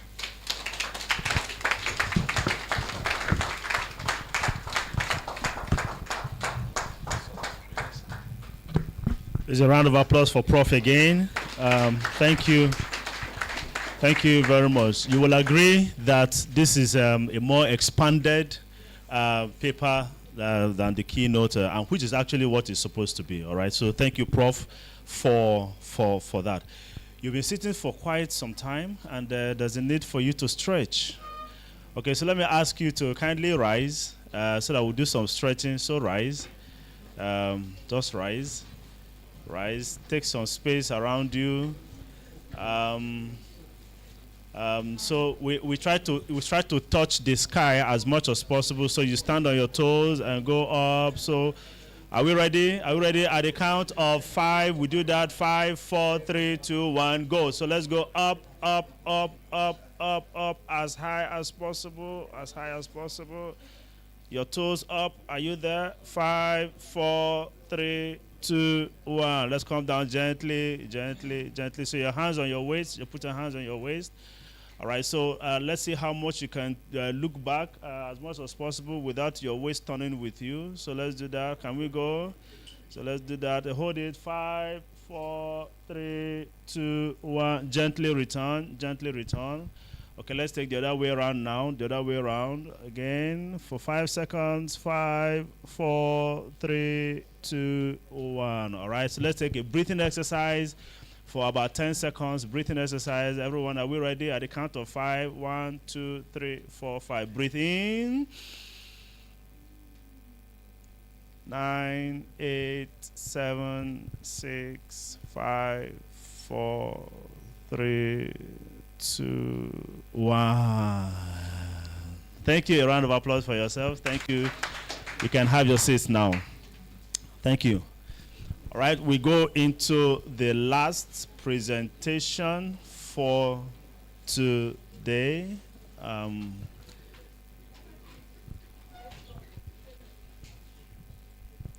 Just a moment.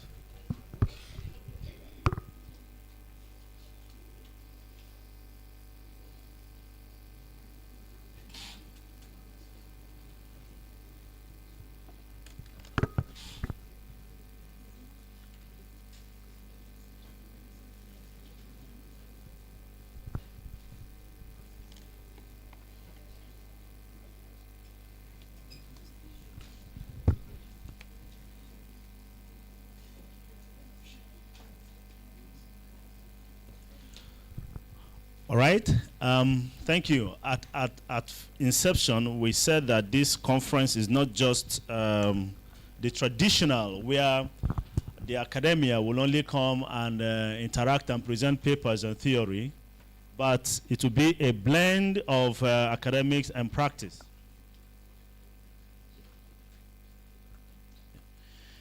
Okay, and here we have today somebody from the industry, a very renowned one, and someone that also has experience in the industry to give us a blend of what it is like in the industry. And we have Dr. Babatunde Onodeko that will be giving us that perspective. But before he comes up, let me quickly recognize the representative of the Senior Vice President / Deputy Vice Chancellor Academics of Babcock University, in person of the executive assistant to that office, which is Dr. Josiah Onweje. Dr. Josiah, please be recognized. Thank you. Welcome. And on that note, I invite Dr. Amos Ibiedu to read the citation of our guest speaker, Dr. Babatunde Onokoya. A round of applause for Dr. Amos Ibiedu.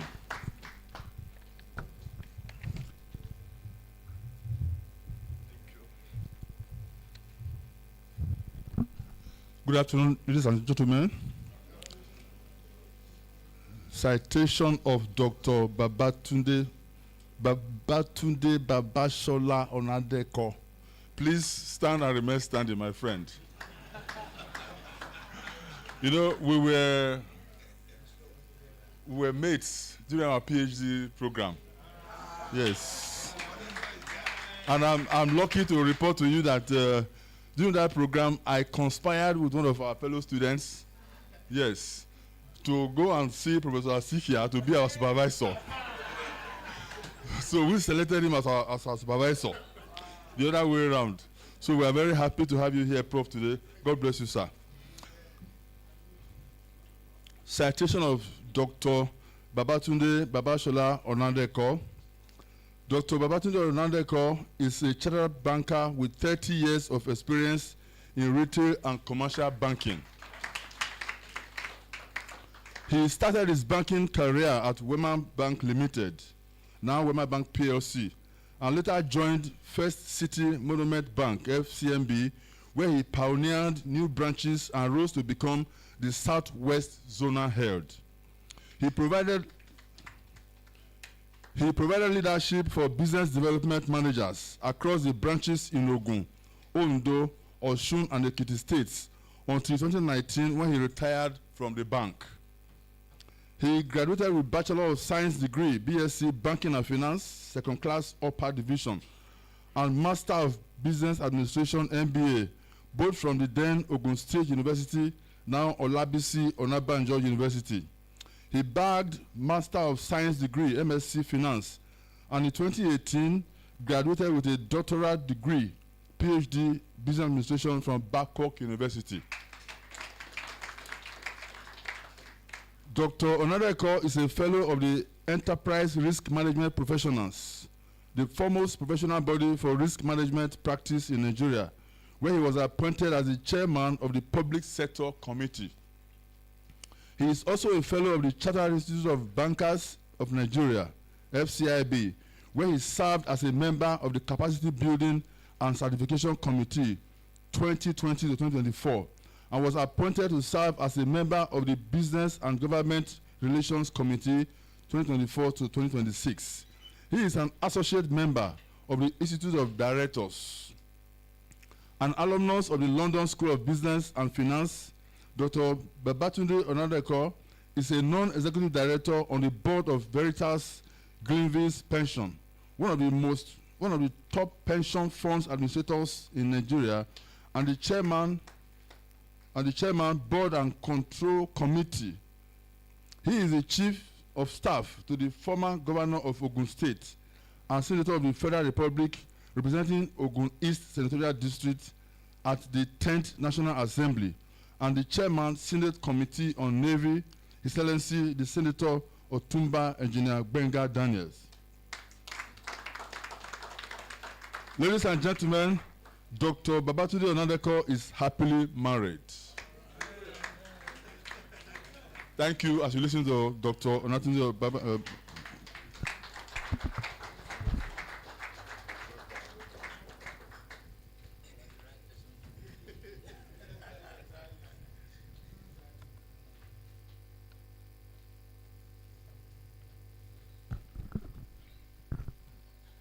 Good afternoon.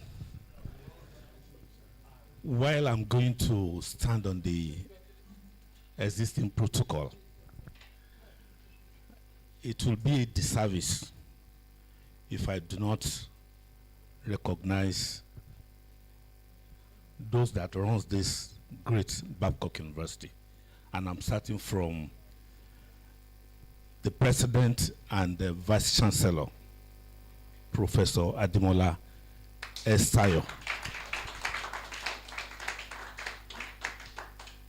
The gentleman that read my citation, my fellow PhD mate, Dr. Amos.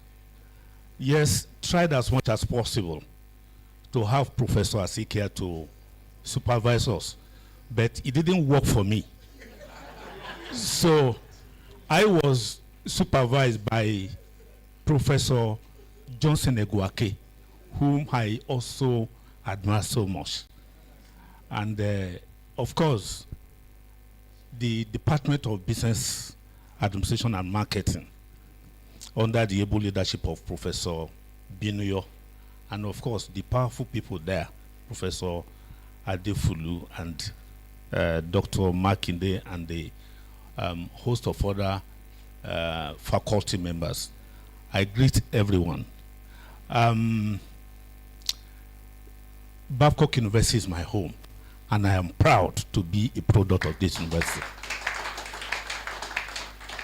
I would probably not have gotten it better if I've attended another university. And in my family, I'm looking at the way Babcock University will be removed. No way. With humility as I stand before you, I have graduated 3 biological children from this university. And at a time, and this will shock you, at a time, I made a record here. While my second son was at the undergraduate level, my first son was at the master's level, while as the father, I was at the PhD level. So, yes. So, I am so proud to be here. And once again, it's a great honor that I found myself having to come and be the guest speaker, where someone like Professor Asikhia, I think it's, I don't know how Professor Adefulu managed to do it. The gap is too wide. But I take it as a real honor, and I'm not taking it for granted. Once again, it's a honor that I'm here today, and I have to recognize the past speakers, most especially Professor Asikhia and Professor Thomas. Once again, thank you very much. Without taking much of your time, even though I'm not going to do it like Professor Asikhia did it, I don't have the stamina to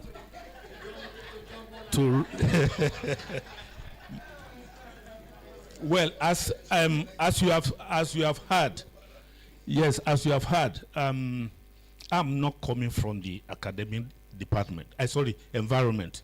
I'm making it through the business environment. As noted in my citation, I will be picking my experiences. One, as a banker who supervised some states within First City Monument Bank. I will also be talking as someone on the board of a pension company, and of course, as you have heard, as the chief of staff to a former governor. Next slide. I'm going to start with this quote from the immediate past president of African Development Bank. I was so happy when the president, vice chancellor, was giving his welcome note, and he made mention of coming back home. If you go to his address, you see coming back home, Nigeria and Africa. And so I'm going to conceptualize it on Africa. And what did Dr. Akinwumi Adesina said? He said Africa's future will not be determined by the resources on the ground, but by the intelligence and leadership above it. For me, it perfectly encapsulates this theme, that is business intelligence, leadership, and sustainability business development. Because from what we can see, and my presentation will not take too much of the time, because I've seen what the two speakers said. In fact, it's like we all met together to come up with our papers, and so I'm not going to really make much of time. Can you please go to the next slide? Yes, I just defined BI as the ability to transform raw data into actionable knowledge. And the first pillar, which is the business intelligence, and the way I've defined it is the ability to take raw data and turn it into actionable knowledge. But it is truly the intellectual capital of the modern economy. It is the engine that converts facts into strategic moves and is the foundation for making informed decisions. So what BI was to elevate leaders from being reactive to proactive. It gives African leaders the ability to anticipate challenges instead of just responding to crisis. This capability provides strategic foresight, especially crucial for managing issues like food security and climate risk, and ensures a long-term planning rooted in facts, not assumptions. Next slide. Next slide. Yeah, if you look at the way BI moves to leadership, which is from data to leadership insights, it anticipates challenges, and I think I noted that when Professor Thomas was presenting, strategic foresight, fact-based planning. To demonstrate this, I look at when I was the zonal head at FCMB, we went beyond just the normal banking services by looking at what can we do within Southwest. And then we gather data, we analyze intelligently. And I remember very well then that in Ondo State, Akure, which was one of those areas I covered, we were able to identify two major cocoa exporters. We look at how can we cooperate and synergize with these customers to make sure that at least they are there today as one of the frontliners in cocoa business.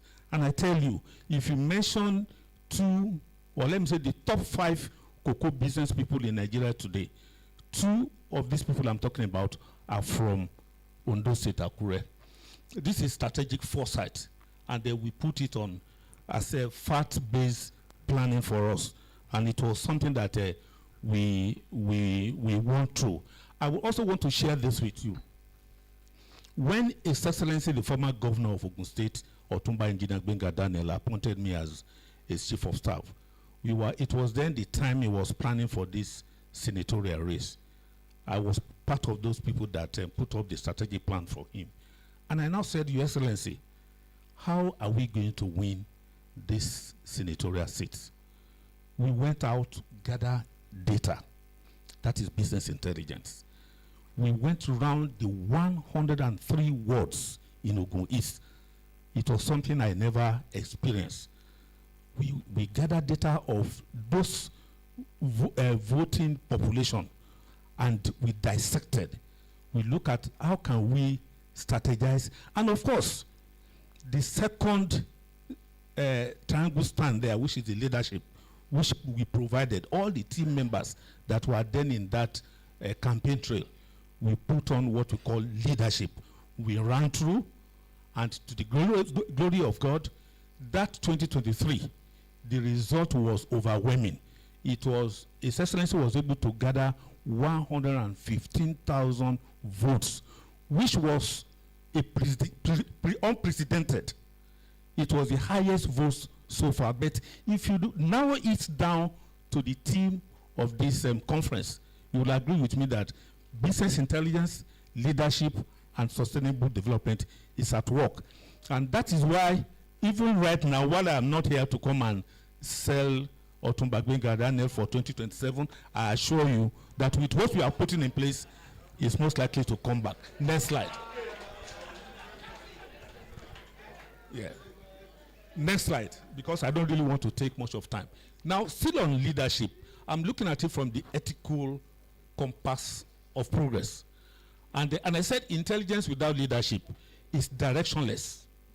Leadership provides the values and vision that ensure intelligence is applied responsibly.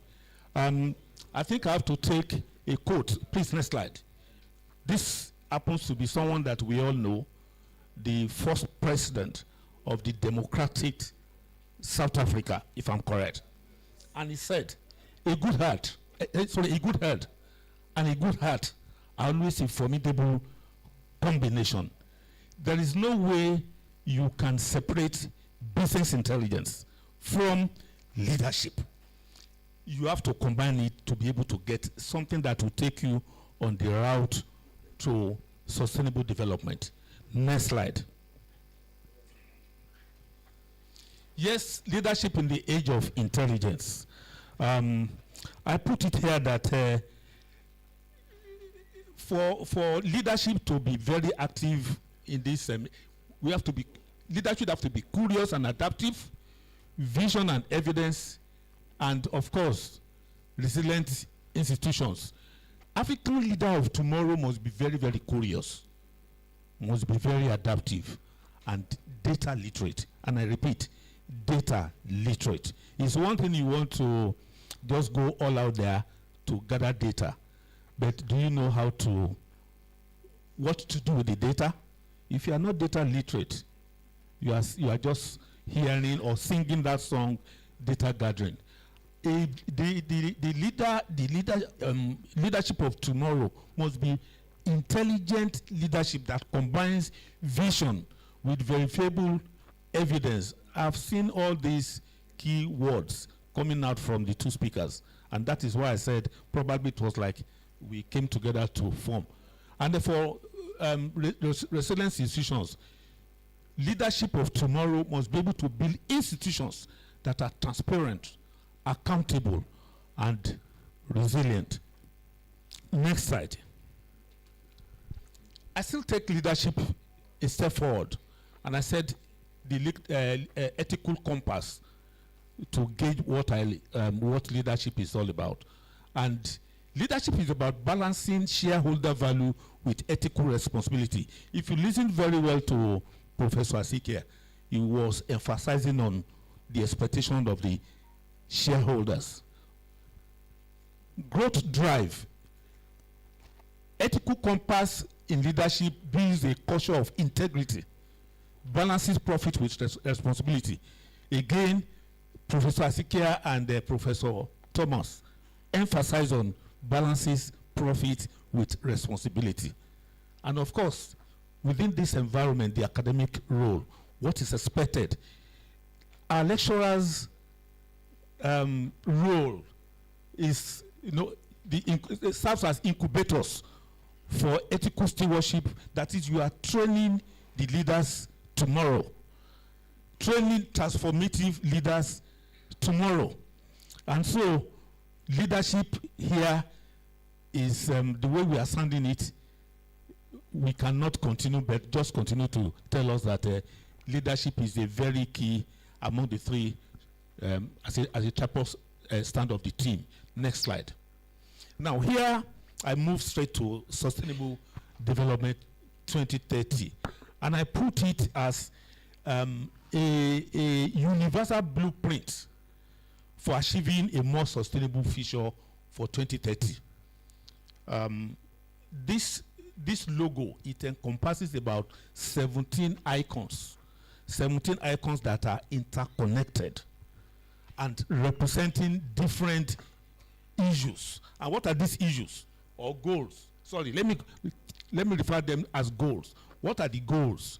The goals of reducing hunger in Africa, the goals of ending poverty, the goals of tackling climate change, the goals of environmental degradation, the goals of health improvement, the growth of improving in global educational standard, and what have you.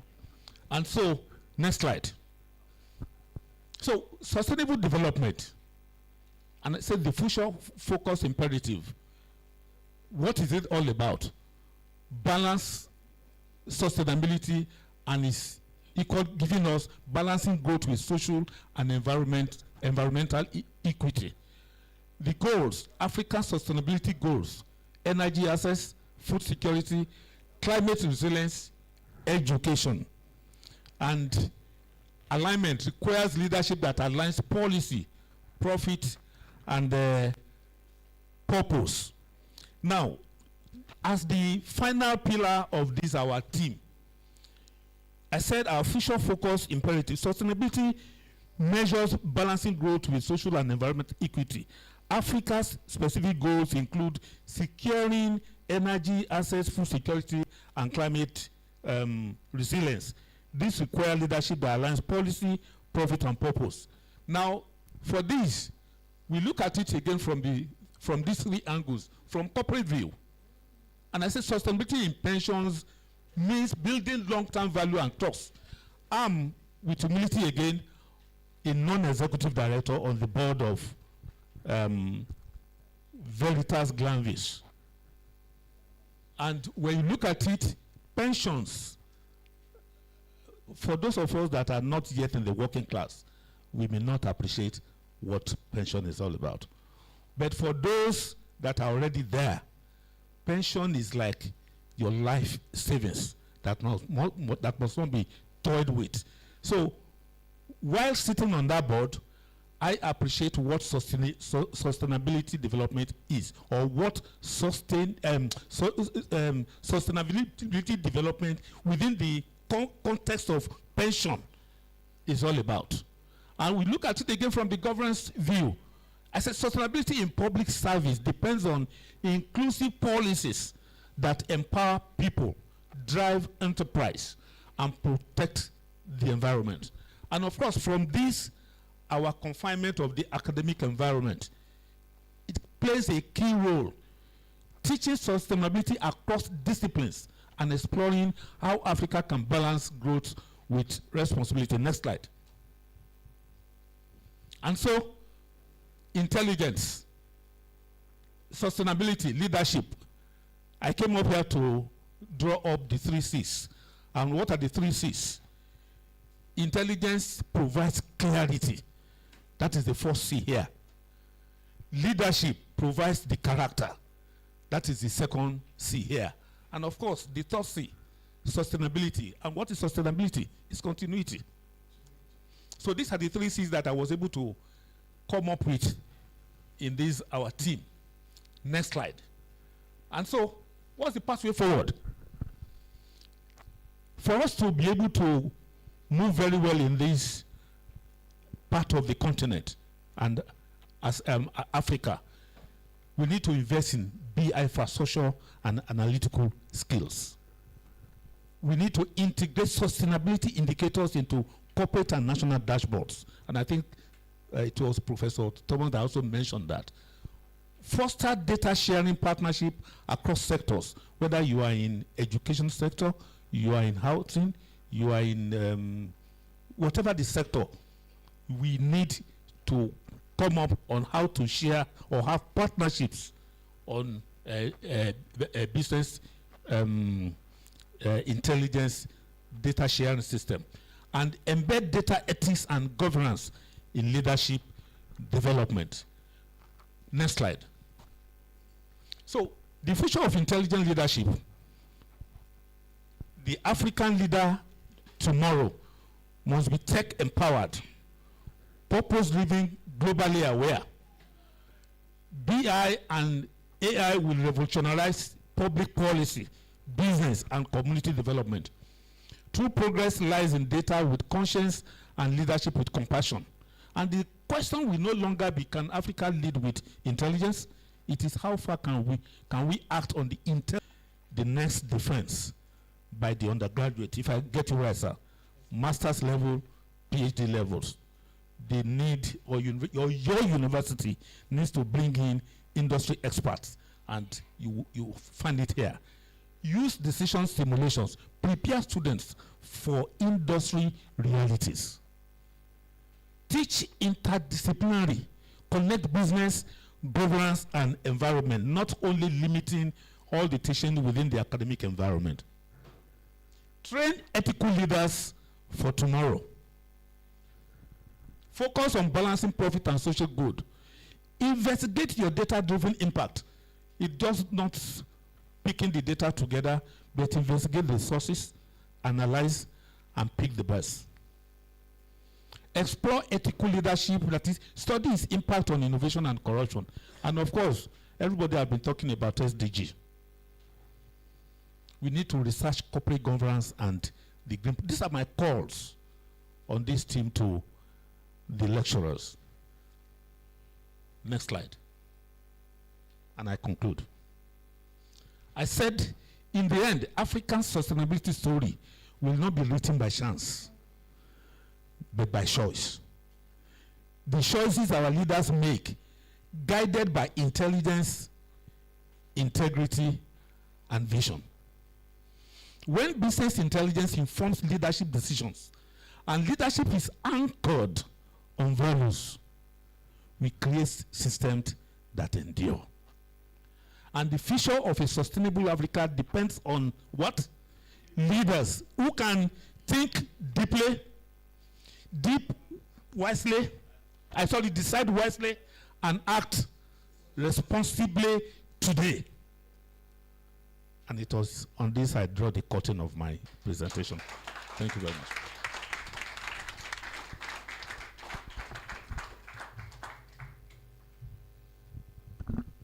Thank you. Thank you so much, Dr.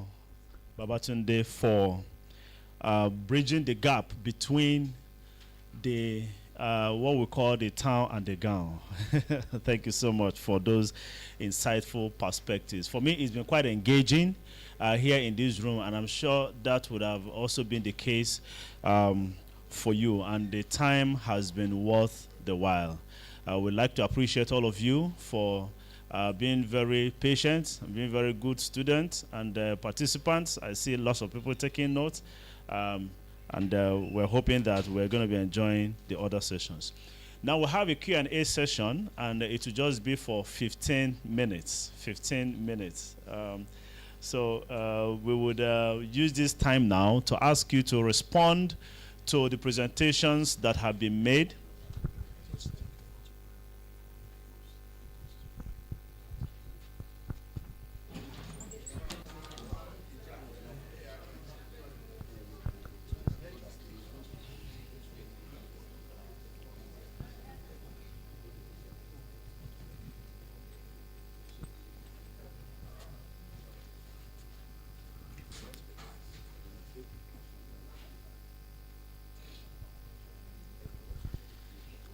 Okay.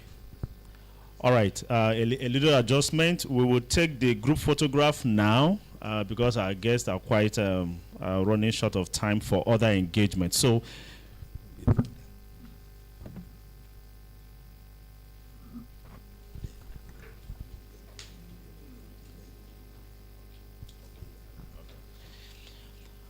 all right. So, very quickly, before the photograph, we will take the appreciations to appreciate all of our guests for finding time to be here with us. Good luck, you will assist me and perhaps with someone else to move this bit out here. I have already said thank you, but that is not enough for all of our guests that have come here. So let me quickly invite Professor Rufus Akintoye will do us the honor of presenting our appreciation to Professor Asikhia for finding time to be here with us today.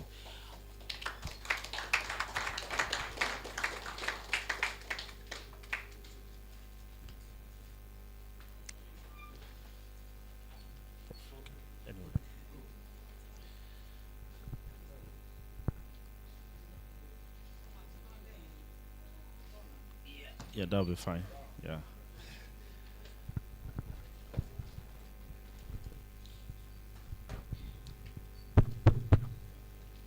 Thank you very much. You forgot to tell them you are part of the strategy planning committee of Backup Business School. So the 30-70 model that we run there, as of today, we only do 30% academic, 70% industry. And no student graduates at the Backup Business School without being supervised by at least one person from the industry. And it was part of the committee that started it. Besides that, at the last convocation, July, Backup Business School produced the first, the executive ED of EcoBank, who is now the MD designates of Mauritius, to our Tananga model. So, what you have preached, and I was very excited at all the presentations linking TAN to GAN. The times are over where you will just preach or publish in class without connection with the industry. So we are there. So, Professor Asikhia, we are not surprised. We've been coming together for quite a long time. We went to SU together, we went to SU together, OOU, or Ogun State then. From there, up and down, and we landed in Babcock. Before he now carried his bag and baggages to Caleb. So we are very proud of you. Thank you very much for, yes. Oh, they say you are coming back. Thank you very much. So, on behalf of the university and the Department of Business and Marketing, we present this to you as a very distinguished keynote speaker for today, as an award of recognition and excellence. We are also very proud of you as an ambassador of Babcock University. Congratulations. Please, more round of applause to appreciate Professor Asikhia for finding time out of his busy schedule to be here with us. Thank you.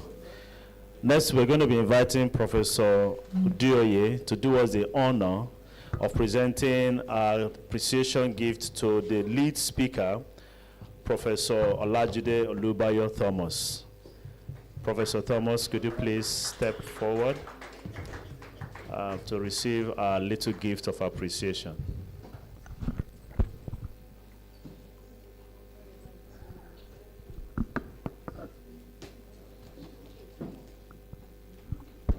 Professor Olubayo Thomas, on behalf of the Department of Business Admin and Marketing and the entire Babcock University family, thank you for coming and for educating us even further on the main themes of this conference. Thank you very much. Where's the plaque? Okay.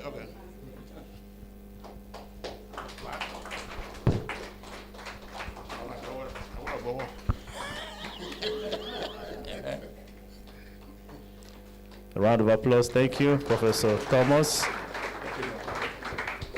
And then the last, we'll be inviting Professor Victoria Akpa to kindly help us present the token of appreciation to our guest speaker, Dr. Babatunde Onadeko.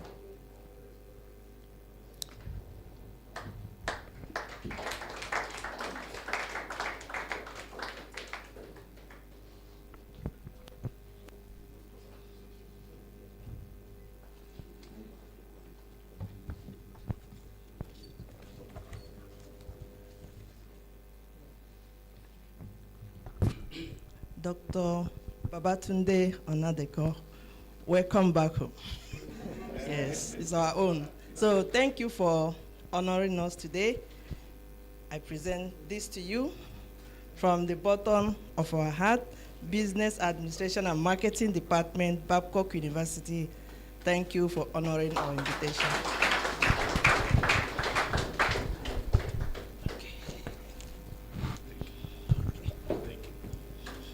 Thank you so much. A round of applause. Let me invite the LOC chair for some further thanks. Anna, please. All right. Well, while standing here, I want to appreciate every one of us for bearing with us since morning time. But my job at this moment, because we are pressed for time, is to sincerely appreciate all of our special guests. And I'm going to start with the President Vice Chancellor. He has given us the whole day, and I want you to clap for him.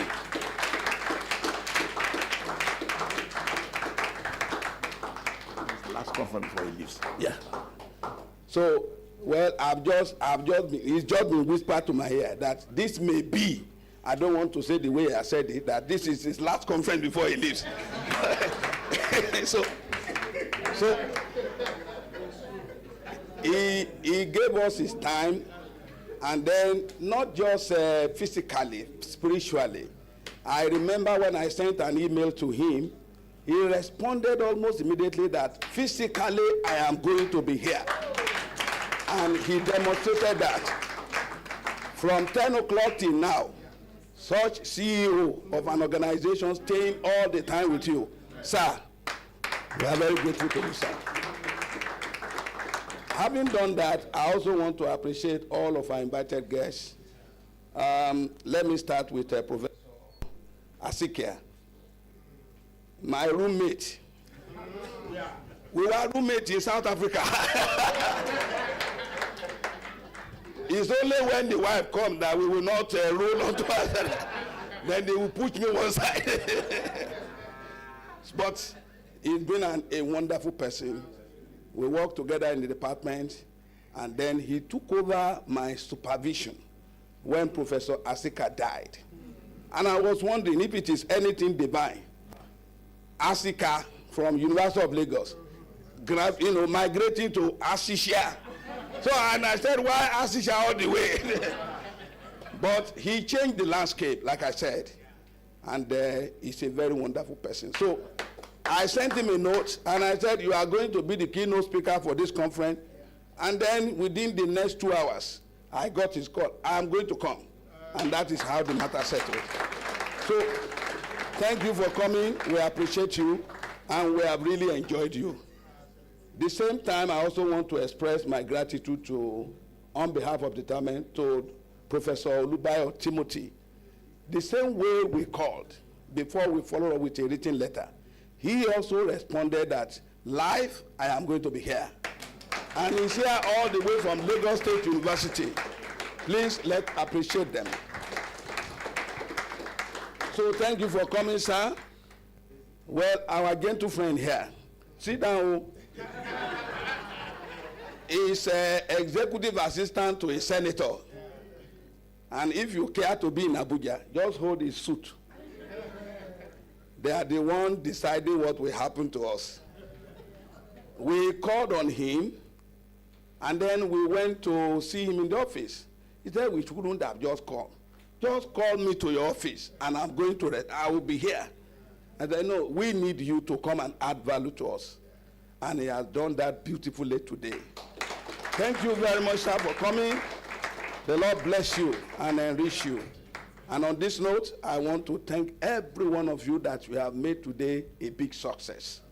Thank you very much for your diligence and for your time. We are going to go out now and take photographs because of the time. The VC is pressed for time. And then after that, we will come back here. They are all still going to be here to respond to your questions that you may have. What we have done is to have a block session for question and answer so that we don't take too much of your time. After the group photograph, we will quickly come back, then we take questions and answer, and after that, we'll go for lunch. So thank you very much. So let's go outside.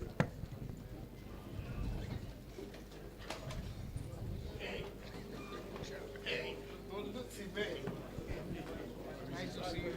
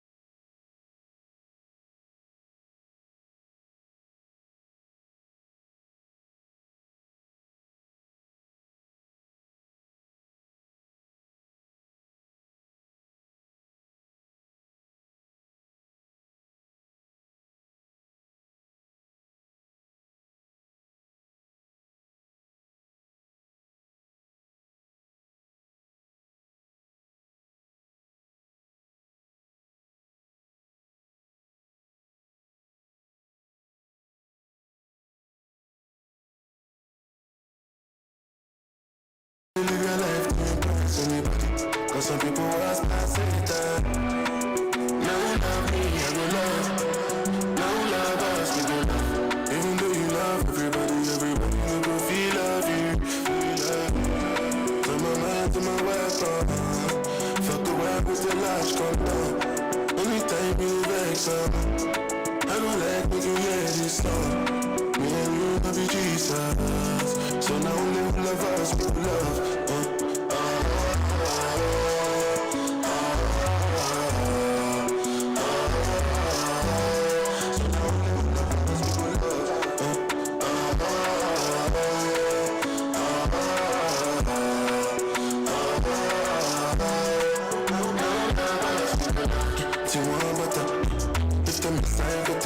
Focus on your bread and butter. Feature sons and daughter. Make sure that your mother knows suffer. Just to live your life, baba. Just keep it real and proper. Focus on better customers. Stay Nigeria, brother. Search and you will find. You no matter if they're close to you, never buy a dream if it's so to you.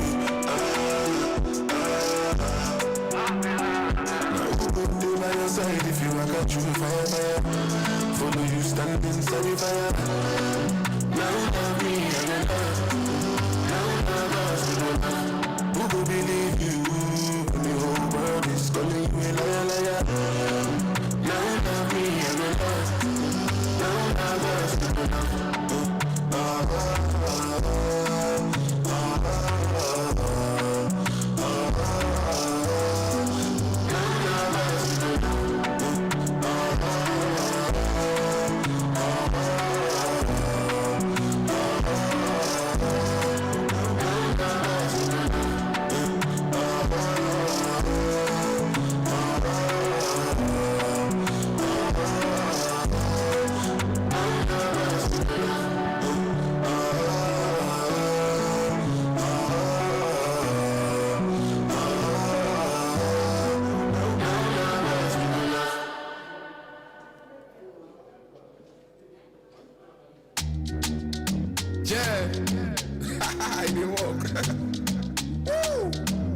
Black for life, get me now, guys, the records get me over the block. It's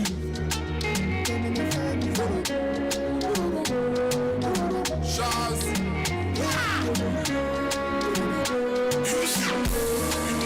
When they find me for a call, all I know. I mean they dance on their grave. You don't cost. Industry machine. I don't come, all I know. Challenge me and see. You don't pause. And tomorrow I go back on my feet. And they find me for a call. All I know. Because some me they dance on their grave. You don't pause. Industry machine. I don't come, all I know. Challenge me and see. You don't pause. Yes, them say I'm on you. Yeah, them say I jack up to the speed. Yeah, some say I hula about the thing. But some music them they chop. No be choice, no be like rice. Kill it, my timber. One little they go begin to the mess for. No smell for the hitters when they go. Put it on the line. What's if we buy? What's if we cry? That is it. How many times? Too many lies. They feel like I'm up in the game without credentials. When you're in the game, they know my name, they know dependence. I see they have the team, no double panda. Oh, you know you don't have my yes, I know Philly Ganda. I see my champagne on the way. You get no time for my place, my head is wanted on the place. Yeah, when they find me for a call, all I know.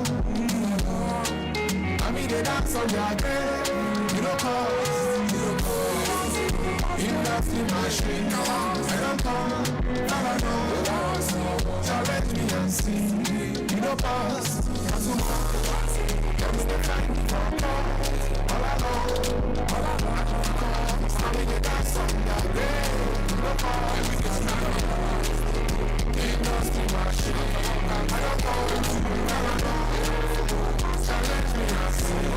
You don't pass. Tomorrow, challenge me and see.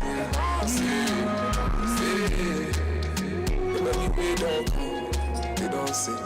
I don't ever. Ooh, I don't come, I don't. Industry machine.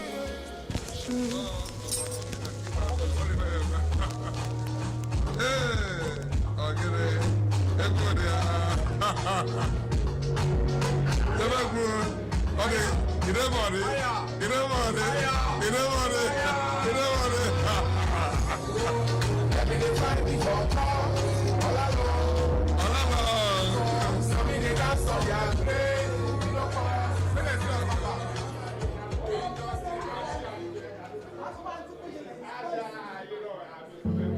wanna be in your light until the night is over. I wanna hold you so tight, coming closer. It's been a hell of a ride, but every single moment you were there by my side.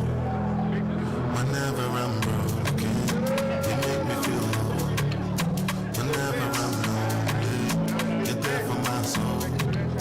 Wherever you are, girl, let's rock on my own. Whenever you doubt it, I'll be letting you know.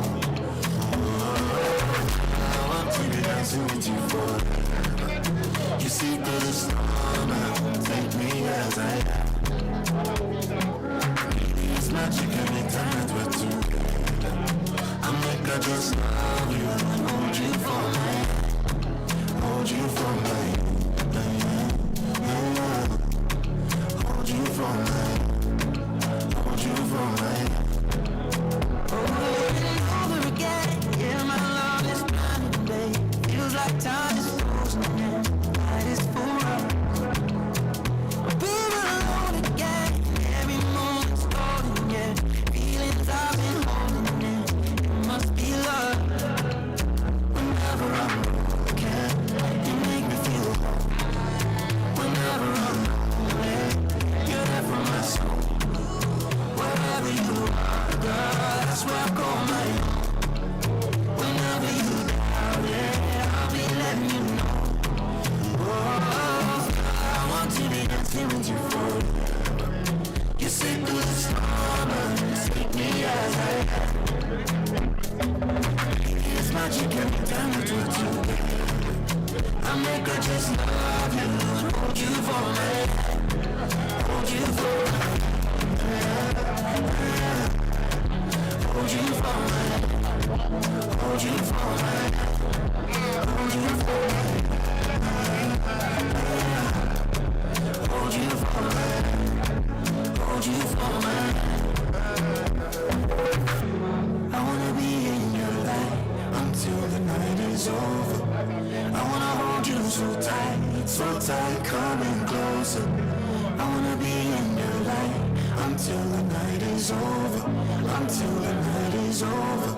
Until the night is over. Okay, we welcome you back from the short break and photograph session. Let's respectfully ask our guest speakers and keynote speakers to please come up stage to take the questions from the participants.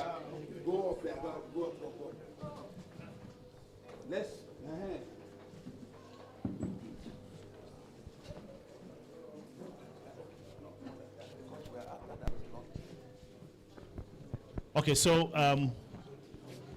your questions will be directed to the presenters. Good luck, please come help me. Anyone who has any question to raise, footnotes to add, and the others to the particular presenter. Yes. Thank you.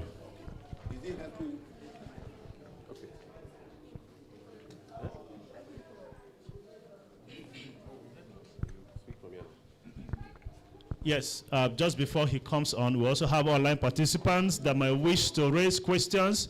So you're also free to indicate while you are there. We can take your questions from online too. Thank you. Go ahead, please.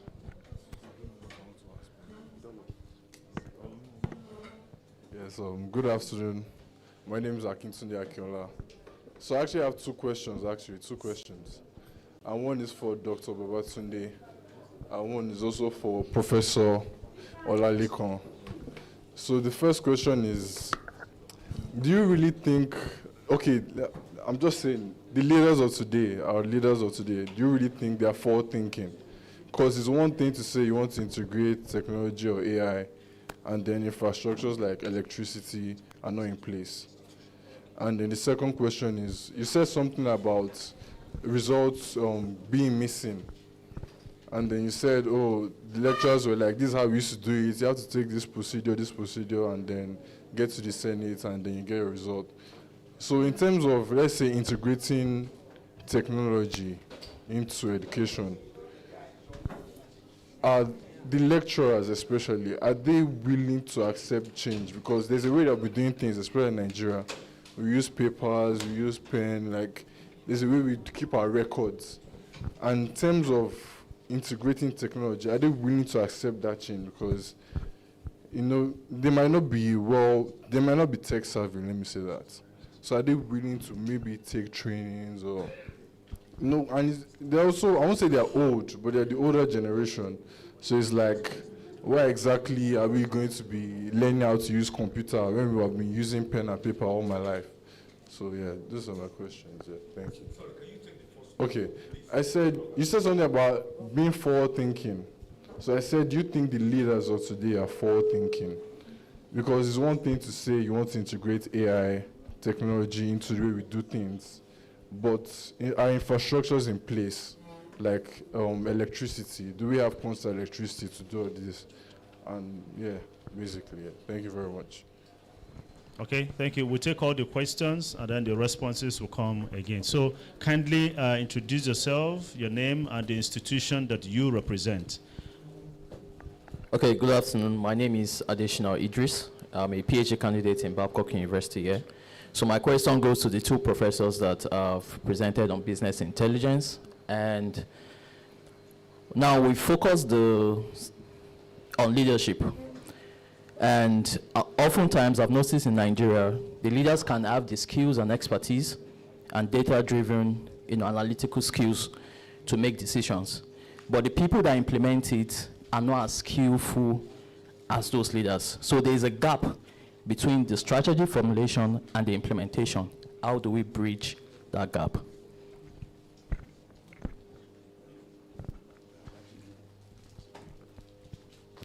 Thank you. My name is Dr. Okogwa Abasui, Lagos State University. Mine is a kind of a request to Professor Asikhia. Those of us that have ventured to the field know some of the challenges we encounter in this course of data. In the course of his presentation, he made reference to somebody who had gone to Shell to ask for a data.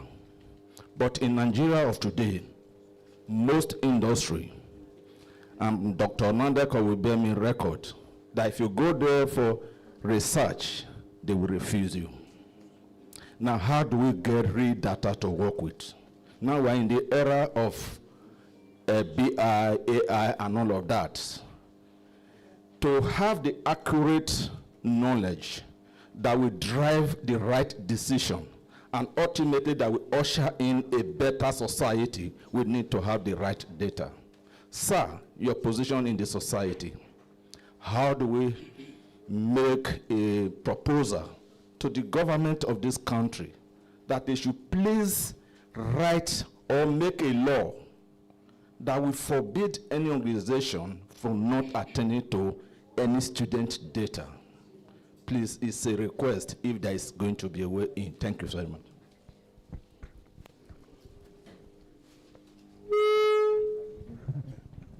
Okay, thank you. I'm Michael Honda. My first question goes to, if I'm not mistaken, is it Professor Timothy? Or Thomas, okay, from the University of Lagos State University. You highlighted the issue of dashboard and data visualization. Quite interesting. I observed that Professor Ladipo of University of Lagos did a similar work in University of Lagos. And one Dr. Hilda did a similar work in University of Peru. The question I want to ask is this. Has there been any study done in terms of the use of digital analytics in Lagos State University? If there's one, you can share with us some of your findings. Otherwise, can you also share with us challenges if that has not been done? And Professor Asikhia, I enjoyed the brief about making change happen. Years ago, I was general manager change in a bank. It was tough. But just to learn from you, Professor Gwake once told us in a class, to succeed in change, you have to incorporate failure. Don't punish failure. Let failure be part of making change happen. Just want to learn from you as CEO of Caleb. It's a thing I've grappled with all my years. How do I make people allow change? Because as a change manager, I punish people who fail. But he said, no, allow change. So I just want to learn from you. How do you organize in such a way that you allow failure to happen, but to make progress therefore happen? Thank you. All right, let's be sure that we are done with this way before we... Good luck. Let's finish this way so that we'll not come this way. Thank you. So he's the last on this side, and then we'll move out to this other side. Okay, thank you so much. My name is Dr. Ejike Njulo. I graduated from here, and right now I'm into my own business. I do PR, consulting, and marketing. I really got, I'm interested in what Professor Asikhia, his presentation. I was thrilled, really. And my concern really is with regards to leadership, what he said about leadership.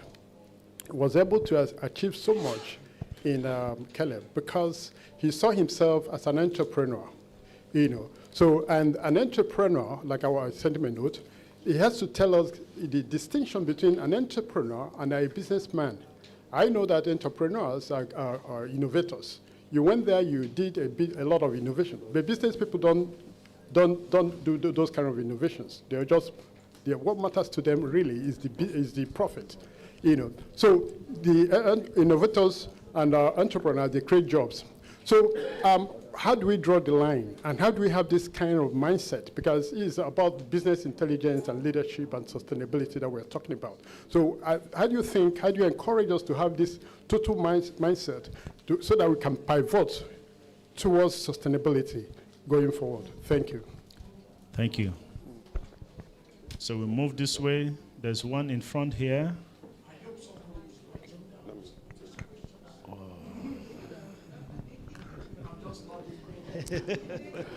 Good afternoon, my professor, Professor Asikhia, and our distinguished professor from LASU. I'm Olalekan. I was your undergraduate student at Adekunle, Department of Business Administration. Wow. Wow. I remember I was given to you to be supervised. But as God will have it, you disappeared before the work started. And eventually I went to late Dr. Obasan. My question has to go to the three of you together. One single question. I presently teach in the Department of Entrepreneurial Studies, Federal University of Agriculture, Abeokuta. I had my MSc at the University of Lagos. My search for a degree in entrepreneurship took me to Uni Osun. I'm almost finishing that. But I have an issue. The academic cultures across the 4 universities that I have been privileged to tour around. My professor, I want you to advise me. Is the academic culture of a particular university greater than the quality of the work done? I will get specific now. I had the privilege of being a supervisee of somebody whose knowledge is relative about my idea. And as God will have it, he's a man of God. So he allowed me to have his way. I had to permit me to use the word teaching for about 3 months so that I will get what I have in mind. And as God will have helped me, he got it. And he stood by me. Today we are waiting for oral exam. And when it was time for qualifying, they brought somebody from psychology. And the person told me, "What did you say your name is?" This is not acceptable in our university. No matter where you are coming from, we don't want structural equation modeling. We want something that we know. That was what I was told. And I covered my face, crying, only to be told that I was mocking the person. They didn't know I was crying. During my post-field, the man said, you must do something that we know. Supervisor, I said, it's okay. I said, the man said, I understand all what he has done. It is okay. And as God will take control, distinguished scholars took charge of the seminar, and it went perfectly well. My professors and our dear doctor in the industry, is academic culture greater than the quality? Yes. Should I call it institutional culture? Greater than the quality of the work done? And in this kind of a situation, what can we do as students? Because you are allowed to just say little if you are allowed to talk at all. Thank you. Thank you. Please, let's crave your indulgences to go straight to the point so we can maximize our time. My name is Ayeni David from Department of Business Administration and Marketing, Babcock University. Actually, it's going to be very short. I don't know who I should direct this mindset to, because Dr. Nadeko said the three of you who are great presenters are almost going to the same direction. So I would just want to say that according to Professor Thomas, said business intelligence plus value-driven leadership brings about effective sustainability. Yes, it can do. However, do you think that if certain key players are not self-driven motivationally, can this sustainability be sustained? In a situation whereby there are so many key players on this particular issue are not necessarily presenting themselves to be learned, to be educated. It is whatever they think by themselves that they want to do.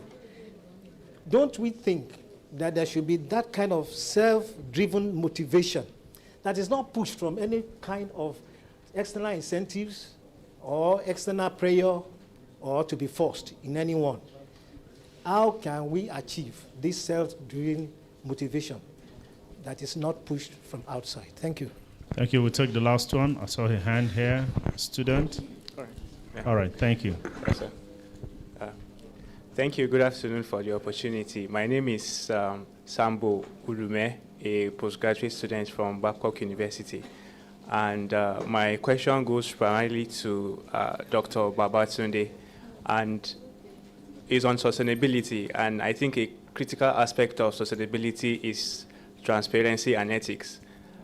Given the experience you've had for over 30 years in the banking industry, it seems to us that people who imbibe the culture of ethics are being left outside. You are not gaining profit as you would. And someone who, as the benefit of hindsight that you've had, how would you tell someone who wants to imbibe ethics, who wants to be transparent, but the atmosphere, the environment doesn't give him that confidence to do that because he's somewhat missing out? With your 30 years experience, how have you seen that play out? Is it something that someone can actually hold on to say, I'm going on with ethics? Or it's something that we just say out of our mouths that it doesn't actually pay? Thank you. Okay, thank you. The responses will come now, and kindly allow me not to take any particular order, but to start with Dr. Babatunde, since the last question came to you. Thank you. Let me stand on this existing protocol. And let me first of all take the last question from Sambo Udume. Am I correct? Ulume. Oh, sorry. And it has to do with ethics.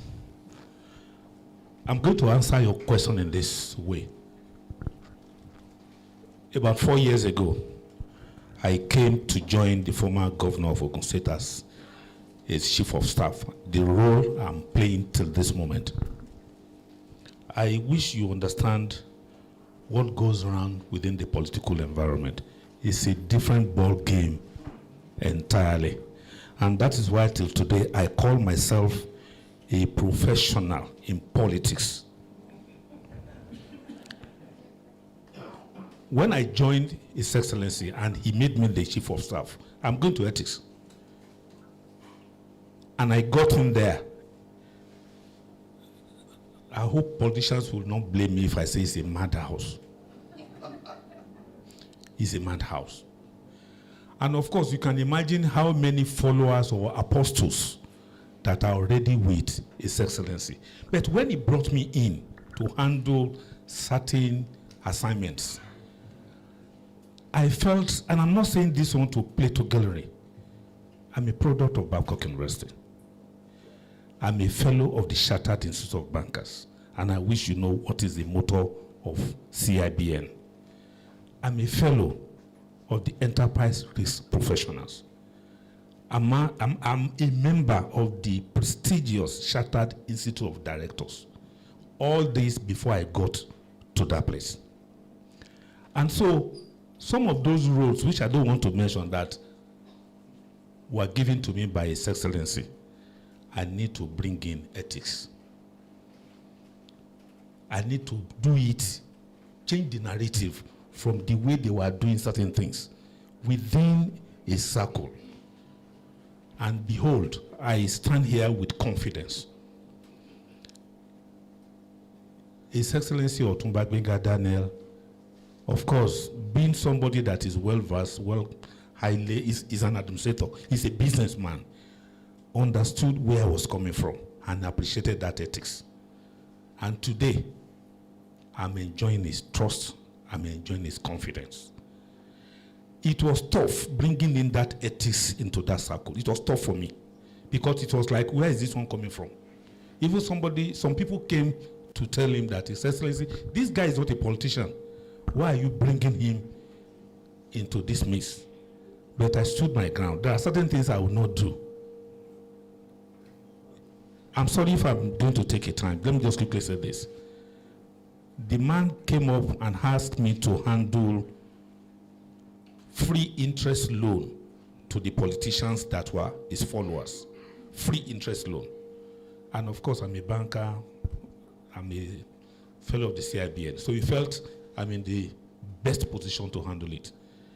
But certain things were going on. I did the first scheme. I did the second scheme. I saw the result, and I went to him, Your Excellency, let's stop this loan processing. And he asked me why. I said the result has not been encouraging. And somebody would stand up from CIBN to say it outside that the gentleman running this program for Otumba Gbenga Daniel is a fellow of the CIBN. Then ethics come to play. And he agreed with me. So for me, in answering your question, wherever you find yourself, you need to stand firm and tell whoever cares to listen, this is the way to do it. It may be tough. It is not easy to change people. That is the truth.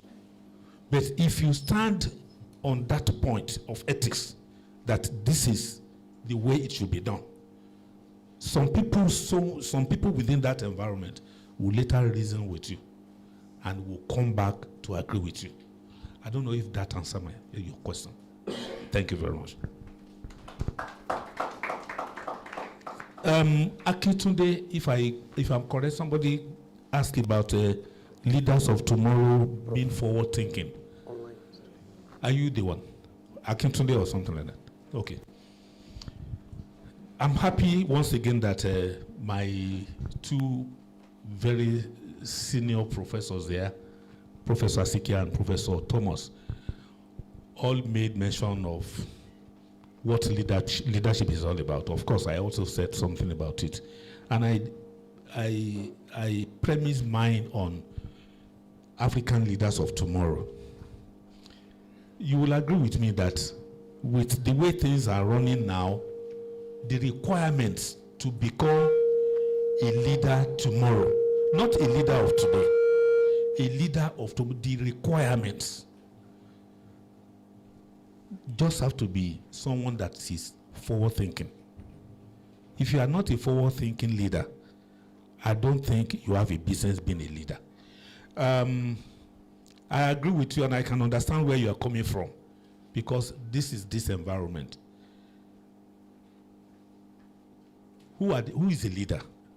Maybe if we start asking ourselves. In Nigeria of today, the president is Asiwaju Bola Ahmed Tinubu. It is left for you and I to determine, is he a good leader? Is it forward-thinking?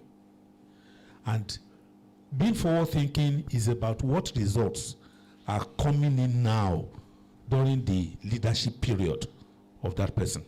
So shortly in answering your question, I want to strongly believe that a leader tomorrow, not a leader today, must be forward-thinking. The generation unborn are fast thinking beyond us now. The generation unborn, not the existing generation that are even coming behind us. The generation inside the embryo, they are already thinking ahead of those of us sitting here. A time will come for you to even be a lecturer in a university, will go beyond having PhD.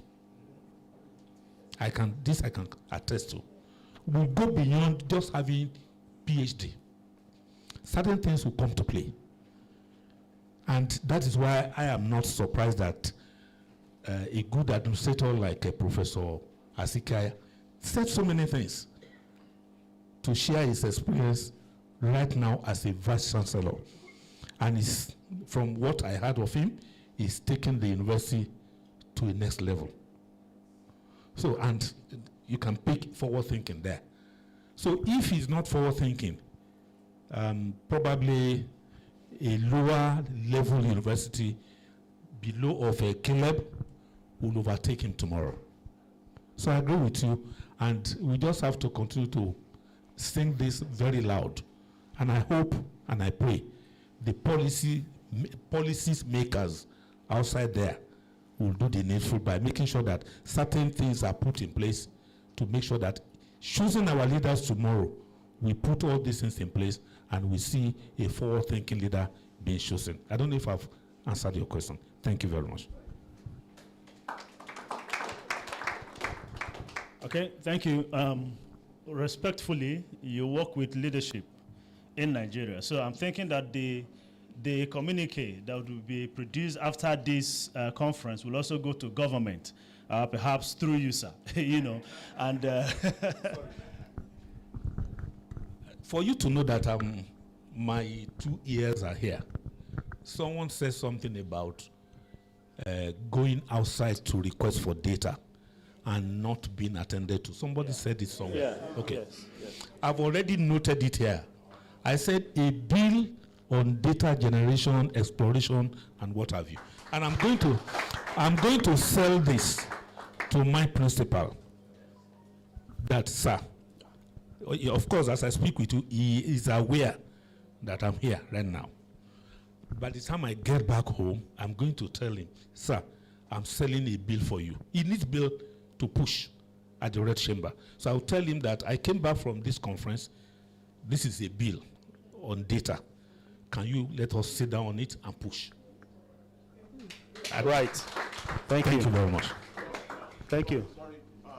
Sorry to cut in. When you say you are going to speak with Otumba Benga Daniel on Sunday bill to him, something just came to my mind. Now there is this thing that Dangote does for the federal government. In exchange for tax, he fixes roads, he constructs roads, and then the federal government deducts whatever it is from his tax bill. Now I know of recent communities come around, they donate money, they contribute money to fix what these codes should do. Do see it, transformers, wires, and so on and so forth. Can we also put this as part of a bill that can consumers contribute money to DISCO, give us receipt, and then let's use the money we pay you as credit for the electricity we consume? You get the point now? Yes. So we'll get the money, give to the DISCOs, then give us credit for the electricity we consume. Just that Dangote is doing for the federal government. I believe this will sail through instead of what happens now that people just gather money, and some contractors, they will do the job, do a lot of cut back, and the thing will not even be done. Not with knowledge of the disco themselves. Do see it. So if this is formalized, we'll contribute the money, and then it will go just like this. I mean, this and Dangote is doing for the federal government. So please add that to the bill.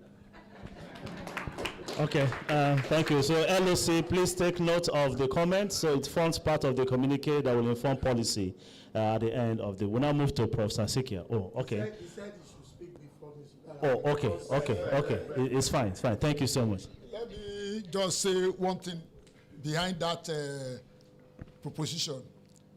Yoruba says, "Egun la lo nkan igbale." So we should allow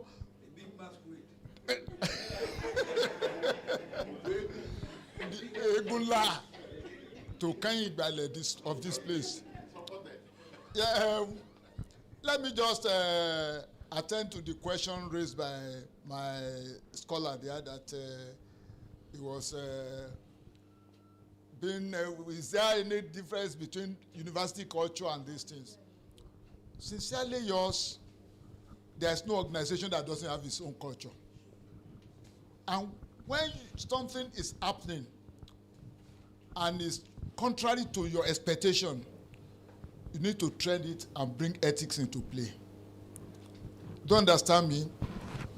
It's not that you are wrong, but some things are coming up your ways that may not allow things to work the way you are expected. But to get it done, you need to retrace back your steps. And that was what your supervisor said, that is comfortable with what you have done. Nothing else. You don't need to be rude to any external person because there is a university culture. So that is very important. Then the man from Abeokuta or University of Federal University of Department of Entrepreneurship. Well, when we talk of business intelligence, leadership, and sustainable development, is a very contemporary issue. That we believe that if we have the likes of Professor Asikhia in about 30% of our university as the CEO, things will have been revolutionized. But it's not so.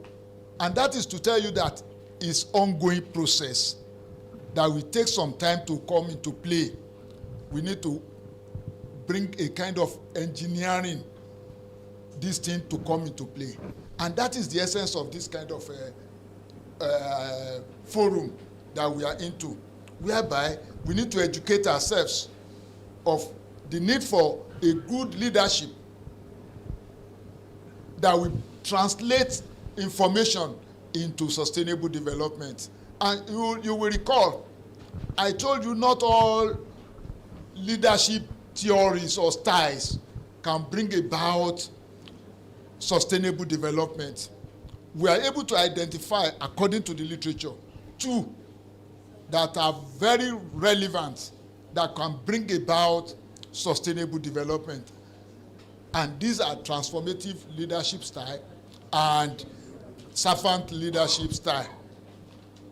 The moment you cannot be able to think ahead and think of others, it may be difficult to bring about the sustainable development.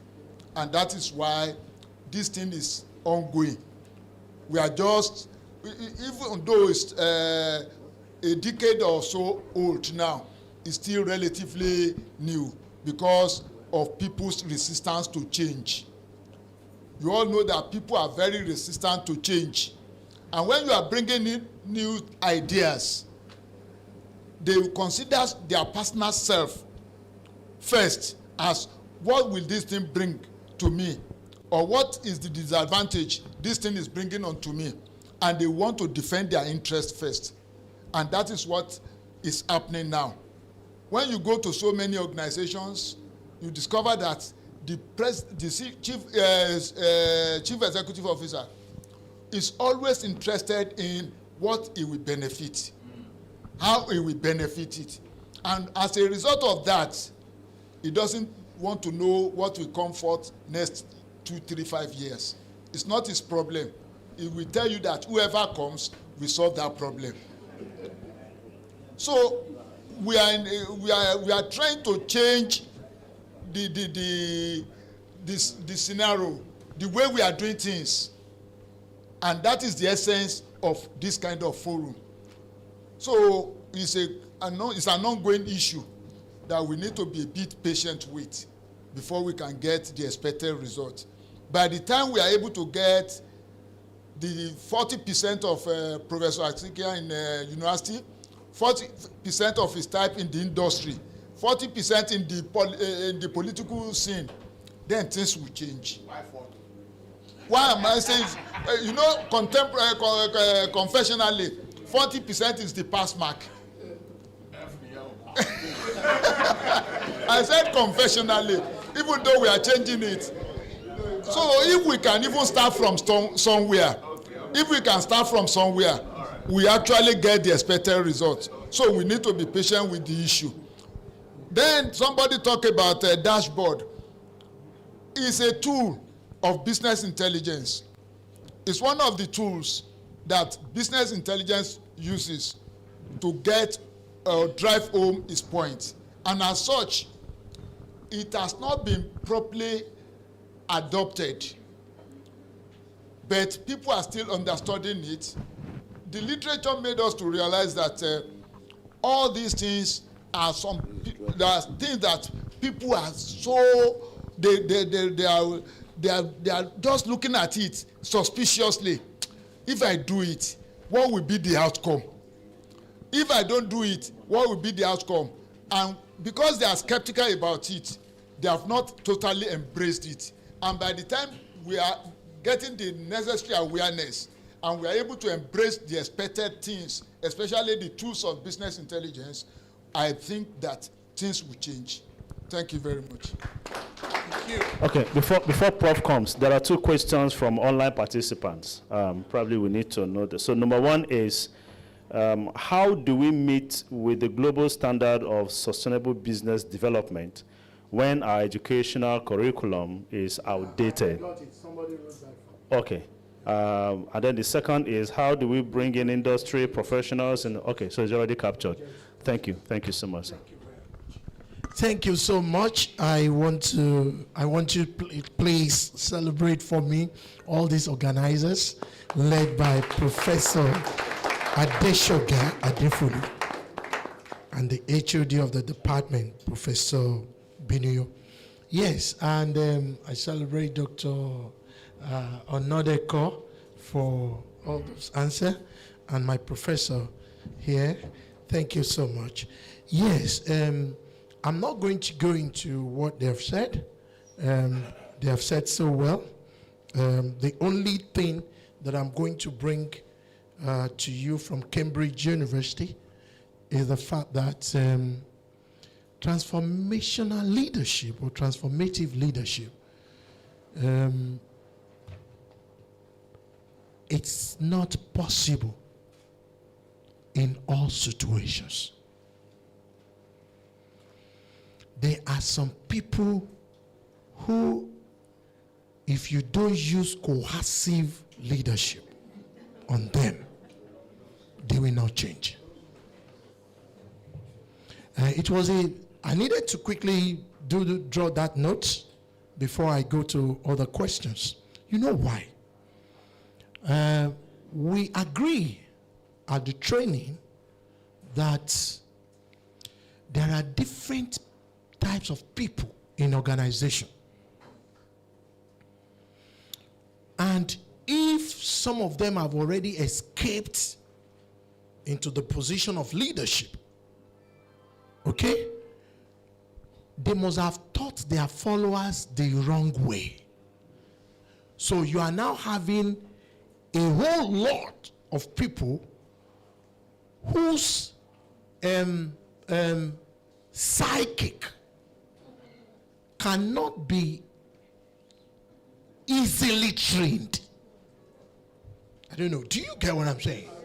That until you say, Do this the second time, I sack you. Just do it the second time and I sack you. To you, you will say it's not transformative, but that is what that man needs for his hair to reset. Am I making a sense to you? So what did we agree at Cambridge? When we all presented left and right, we now said, and I told them, I said, Prof, even though the Prof came with what we call the deep committed leadership, and I say, Prof, why not let's just don't run away from the old traditional connotations. And what is these old traditional connotations? Because we discover that people in organizations, they have different tendencies. At a time, you will need to be transactional. You say, get this for me, and I will give you a lift. You guys achieve this, and your next salary is increasing by 30%. And it's going to happen. I give you a simple example. One of the departments in the university, when they write to them for transcript, transcript will not show up. Months students are writing for transcript from that department, and they say they are working on it, they are working on it. And the turnaround time that I came with was 24 hours. Then I summoned them. I said, what is the problem? I will fix it for you. And they say that they will change. Next time, they didn't change. Are you getting what I'm saying? Our students are losing international admissions. Some of them are losing international jobs. So, when the report got to me again, I said, stop their salary. Boss has said next month. I said, this month. He said, sir, isn't it too close? I said, no, sir. This month. That was few days to pay his salary.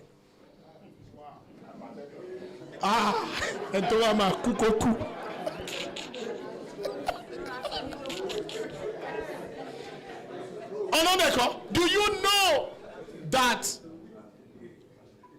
the moment they got the wind, we didn't write them that we are stopping their salary. They only got the wind that I have made pronouncement. The next day, one of the 4 transcripts came out.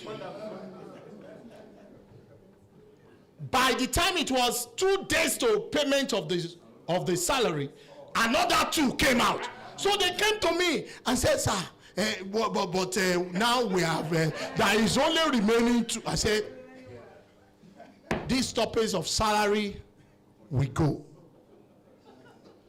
They will say, you won't get this month's salary until towards the end of next month's salary. Wow. By the time they paid the salary and they didn't pay their salary, 2 days later, the remaining 1 came out. And they came to me and said, they have all come out. I said, so. Then I called them into a meeting. I said, if you are worried by demons, I have the power to pray. And you will be delivered.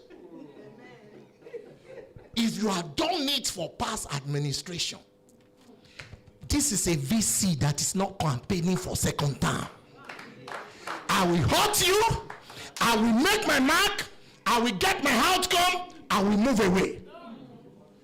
And my integrity will go with me. I said, this is the last time. That department, I need not want them the second time. So, there are some, you don't use transformative. Their senses are gone. Are you getting what I'm saying? So, we agreed at Cambridge, we said, let's settle for situational.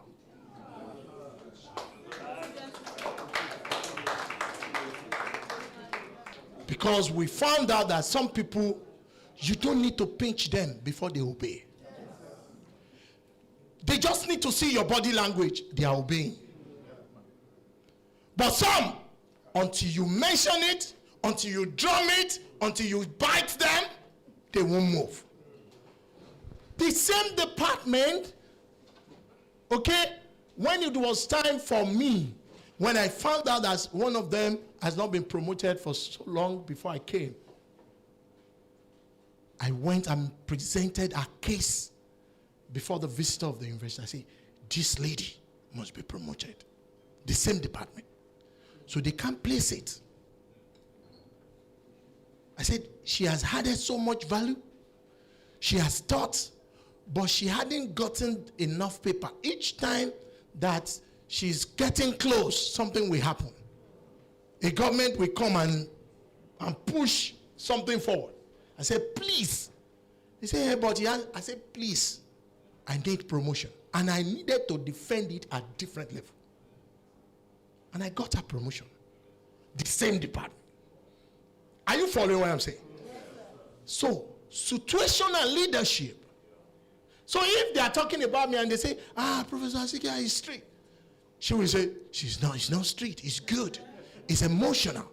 He loves people. Why she's because the side that I turned to her, isn't it? So the way it is the best way to lead is situational leadership. Are you getting what I'm saying? Because some people, their head has gone nuts. Now, there was this. Let me just take this online something. They say, how do we meet global standard of sustainable business development when our educational curricula is outdated? Now listen, it's not outdated. You know, the funniest thing about Nigerians is that we don't love anything Nigerian. You see, he has to tell them because he has gray hair. He can't join the Gen Z again. So how will he join them? So you need to celebrate what we have. Are you following what I'm saying? So the way to celebrate what we have is, you know, we move from B mass to CC mass. Am I making any sense to you? CC mass allows you to have your 30%, which is innovative. So what is bad about that?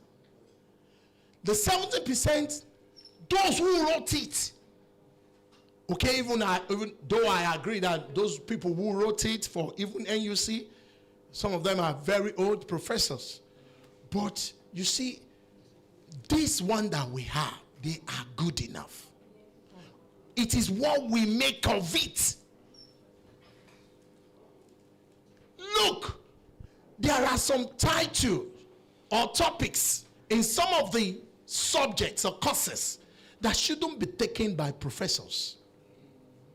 It should be taken by industry players. But the issue is that professor is taking everything. Are you following me? And the reason is because the department does not have collaboration with all kinds of industry. They're supposed to bring industry players to take certain courses. If they are not taking the whole courses, they should take part of it. And that's the way the student will benefit so much from that course. And we need to wake up to that. CC Mass allows so many things. Take advantage of it. Then, how do we bring industry professionals into project thesis? Do you know what? You are 10 years behind. As I speak to you, some of the universities in the Southwest, okay, you don't get to say you are working with one industry as a case study, and they will not go and bring a player from that industry to sit on your defense. And you know, when students know that, most of you are students, their heads opened. It's open. What will they do? Immediately they know that this industry that I'm using, they are likely to bring an examiner from there. They will do due diligence. Somebody has taken data from Olalekan and is telling you that he has gone to Shell in Port Harcourt. And because even you cannot even fathom the Shell in Port Harcourt, you believe him. And Shell in Port Harcourt, you can't call them. They won't be able to tell you that they have a single survey question, a research instrument from that student. We have moved beyond cooking data. Right now, we should solve real industry problem. And the way to do it is to start with students, PG students particularly. I'm sorry. The same way I told them the truth at Covenant University. I said, please be careful so that you don't become intellectual bankrupts. Talking about AI, you are using AI to do your literature review. Such that you don't even have any input in it. That when you too, you are reading it, it's new to you.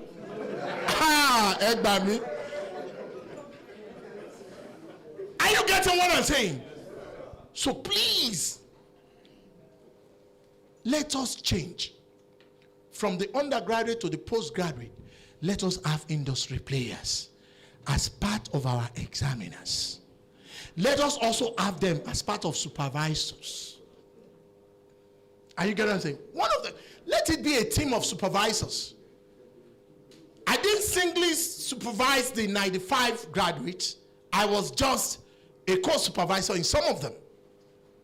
But my input and my footprint, whether I am co or lead, I don't reserve and economize my footprint.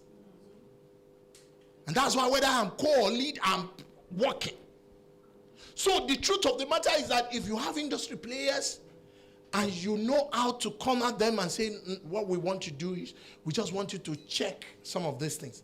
Some of those are our research instruments supposed to go to them.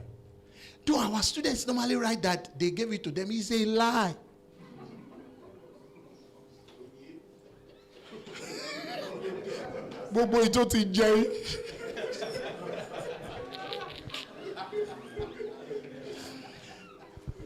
Now, then the issue of research data, our doctor has already resolved that he's going to take a policy direction. But before that, let me say that even you that you are seated, there are some research questions, research instruments in your email that you didn't answer. You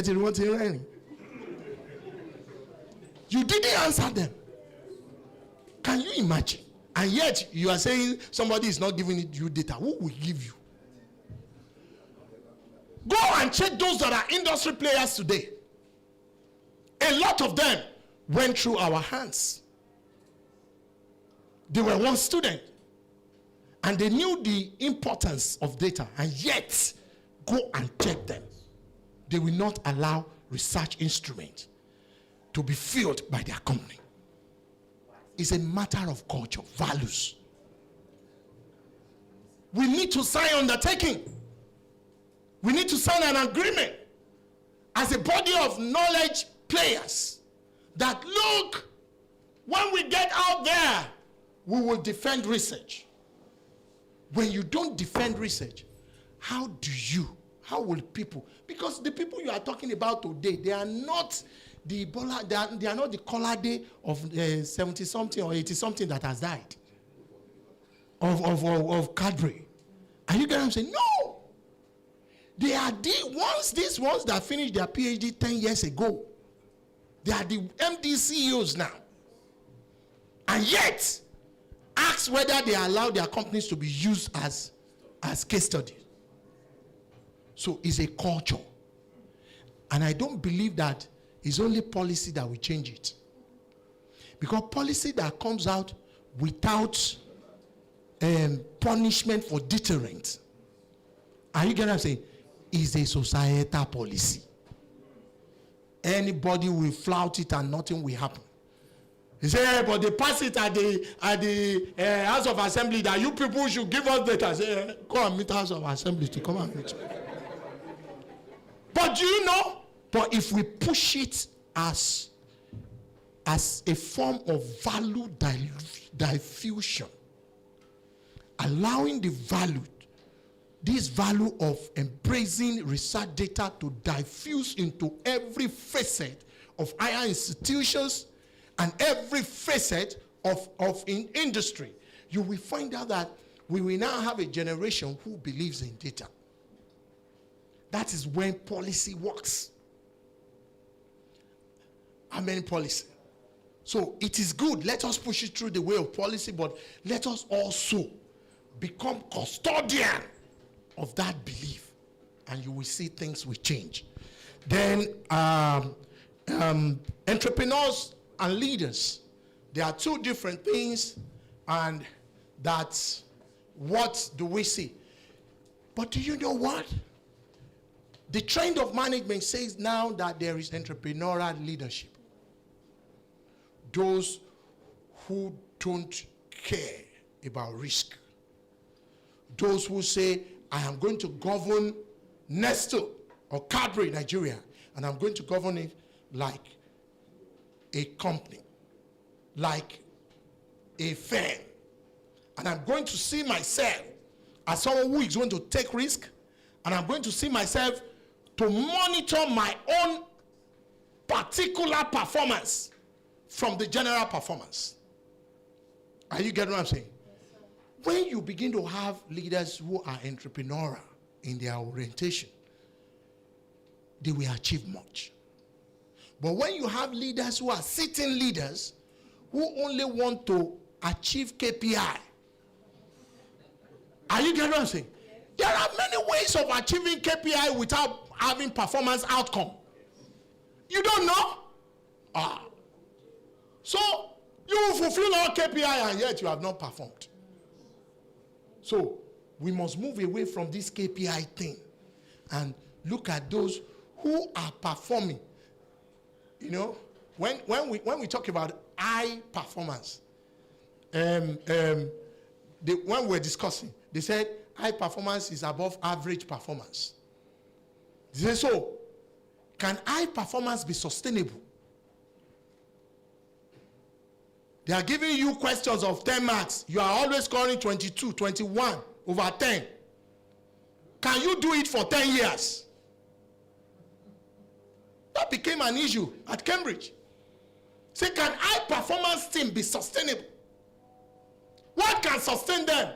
Then we discover that more than money is what you need as an organization to sustain them. You need more than money. Because there are people that money does not, money will not motivate them. Am I making a sense to you? So now let me quickly go to institutional. Yeah, somebody has answered the issue of institutional culture and quality of work. Then self-motivations. Somebody talked about self-motivations. Can I tell you, as I round off, okay? Self-motivation is what we later agreed that is the pivot for high performance team to be sustainable. That a team that is getting 20 over 10 instead of 10 over 20 is scoring more than required. The only way they can be sustainable is if there is something inside of them that is pushing them. Not external. Are you getting what I'm saying? Because what pushes a man beyond limits is not what you can easily give him. So, what do we agree? We now agree that values. Can we set up values? Can we raise men of values? When you raise men of values, those are the men that you don't give them bribe. When you give them bribe to do anything, you fall into their problem. And you will never get out of it until he has taught you a lesson. Ladies and gentlemen, value generation, value impartation, value coordination produces high performance team. Thank you for listening to me. Thank you. Prof, don't sit yet. Prof, don't sit yet. You know, I had the power of the microphone. And I want to use it to ask you to stand with me. Let's take a photograph because I do not know when else I'm going to see you again. So where's the photographer? So let's do this right now. You know, part of this conference is for networking and collaborations and for coaching and measures. So let me start with that here. And then I'll now tell you the next thing to do.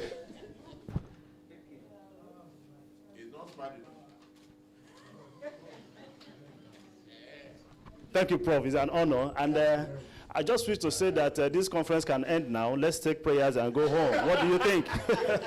Because Prof has capped it all. And then we thank you for your patience. We thank you for your active listening and participation. And we're hoping that the coming days will be as fruitful as today is. We will invite the LOC chair again to give us more information as to how the plenaries will go. And then Dr. Tom Egwon will give us the closing prayer for this session.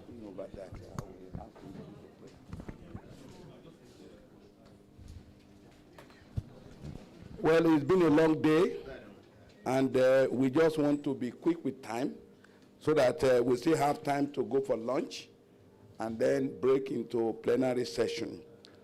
But what I would just do is just to let us know that we plan for 7 parallel sessions, and each of the sessions will have a chair and then a rapporteur. So I will just crave your indulgence to ask the organizing secretary to come and just do that so that before we go for lunch. So, thank you, sir. All right. Well done, everyone. An happy listening. It's been interactive. For the sessions we are going to be having, the first session will be here for online presenters. So every presenter online would make use of this place. That does not mean that those of us that are presenting cannot stay too. We can stay to enjoy it. And that particular session will be chaired by Professor Adegbe and Dr. Adeoye. The second one is Adegbe. Yeah, okay. I'm sorry, Prof, sir. Yeah, I'm sorry, Prof, sir. Then the second room will be by Professor Kaba, the rooms there, with Dr. Ibiedu. The third room will be Dr. Egbuta and Mr. Sato. The third room too is in this facility.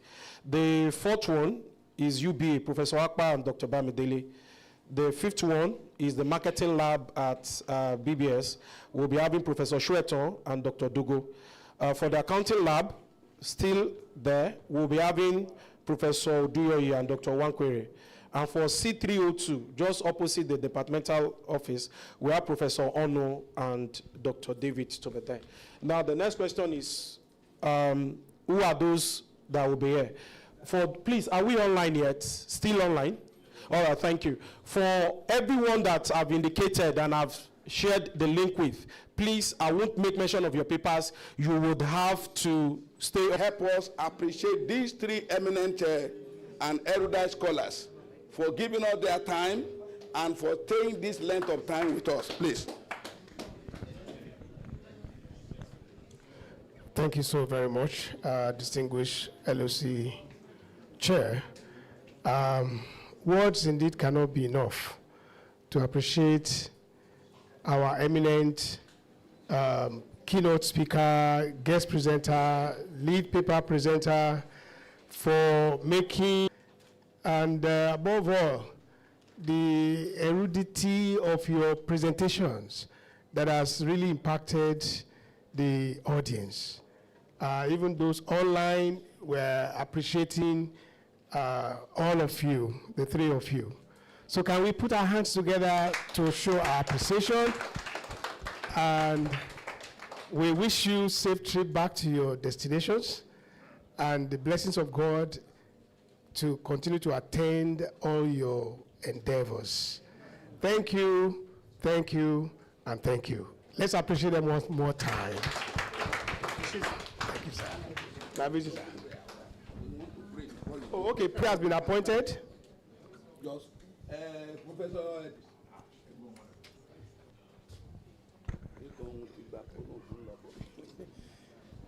Amen. Let us start on our prayer. Our Heavenly Father, the King of Glory, our faith section, thank you for bringing your children far from their looking to this particular venue. Thank you for knowledge delivered this particular hour. We say, be thou exalted in the name of Jesus. Amen. We commit our participants, our presenter, as they are going back to their bases. Go with them, Lord. Amen. In the name of Jesus. Let their journey be safe back to their destinations. In the name of Jesus. And for all that are still behind to present our papers, give all the empowerment. So that at the end of this conference, we shall all be fulfilled, and the name of God shall be fully glorified. And the name of God shall be fully glorified. Thank you, Heavenly Father. In Jesus' name we pray. Thank you. Thank you. So just walk into the restaurant, enjoy your lunch, and then get ready for the plenary sessions. Thank you.